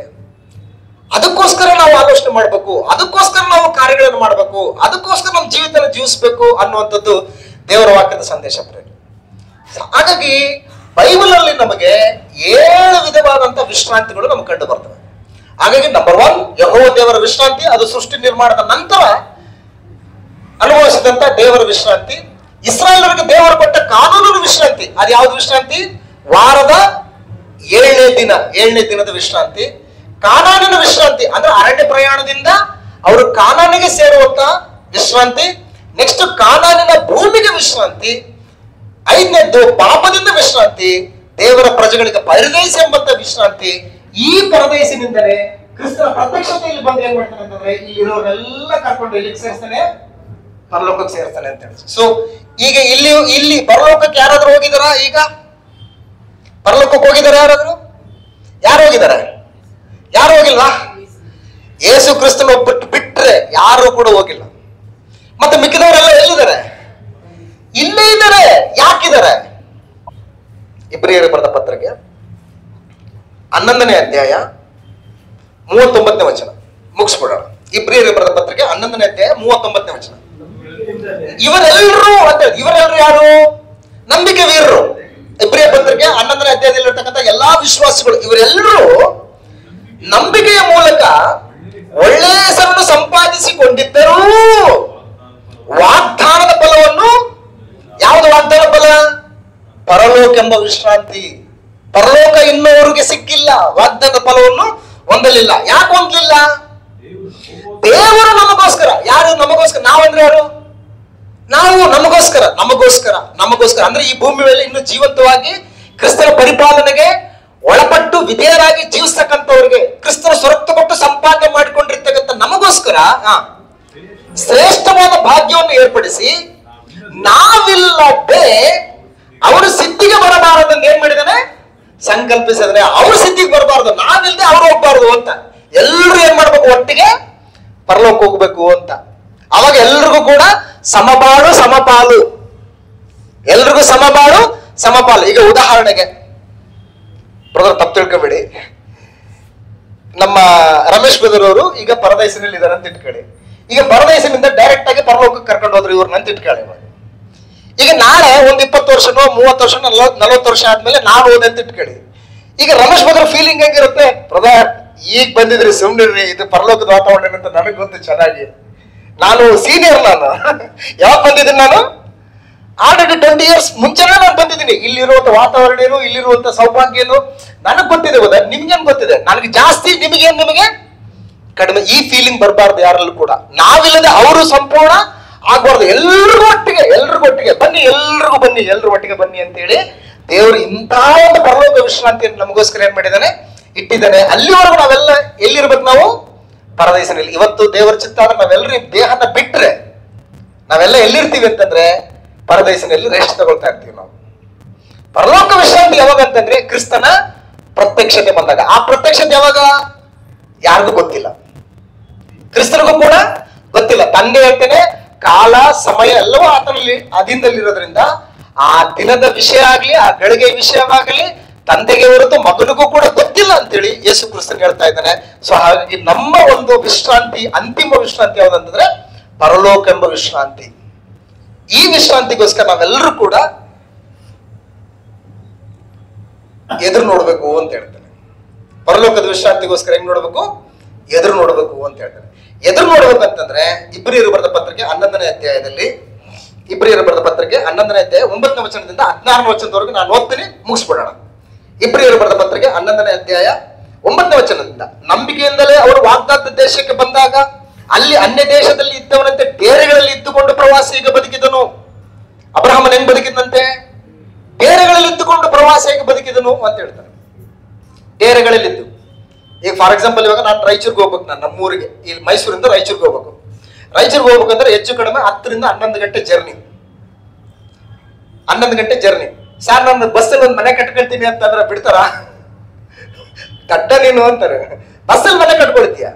ಬಸ್ ಇರೋದು ಪ್ರಯಾಣಿಕರಿ, ನೀವು ಸೀಟ್ ಇದೆ, ಆರಾಮಾಗಿ ಸೆಮಿ ಸ್ಲೀಪರ್ ಇದ್ರೆ ಹೊರಕೊಂಡು ಕೂತ್ಕೋ, ಇಲ್ಲ ಸ್ವಲ್ಪ ಮಲಗಿದ್ರೆ ಮಲಗು ಅಷ್ಟೇನೆ. ನೀನ್ ಮನೆಗೆ ಮನೆ ಕಟ್ಕೋ, ನೀನ್ ಊರಿಗೆ ಹೋಗಿ ನೀನ್ ಮನೆ ಕಟ್ಕೋ ಅಂತ ಹೇಳ್ತಾರೆ. ಬಸ್ಸಲ್ಲಿ ನಾನು ಮನೆ ಕಟ್ತೀನಿ ಅಂತಂದ್ರೆ ದಡ್ಡ ನಾನು. ಸೊ ಇವ್ರು ಏನ್ ಮಾಡ್ತಾರೆ ಅಂತಂದ್ರೆ, ಇವರು ಪ್ರವಾಸಿಗಳು. ಅದಕ್ಕೆ ನಾವ್ ಹೆಂಗಿರ್ತೀವಿ?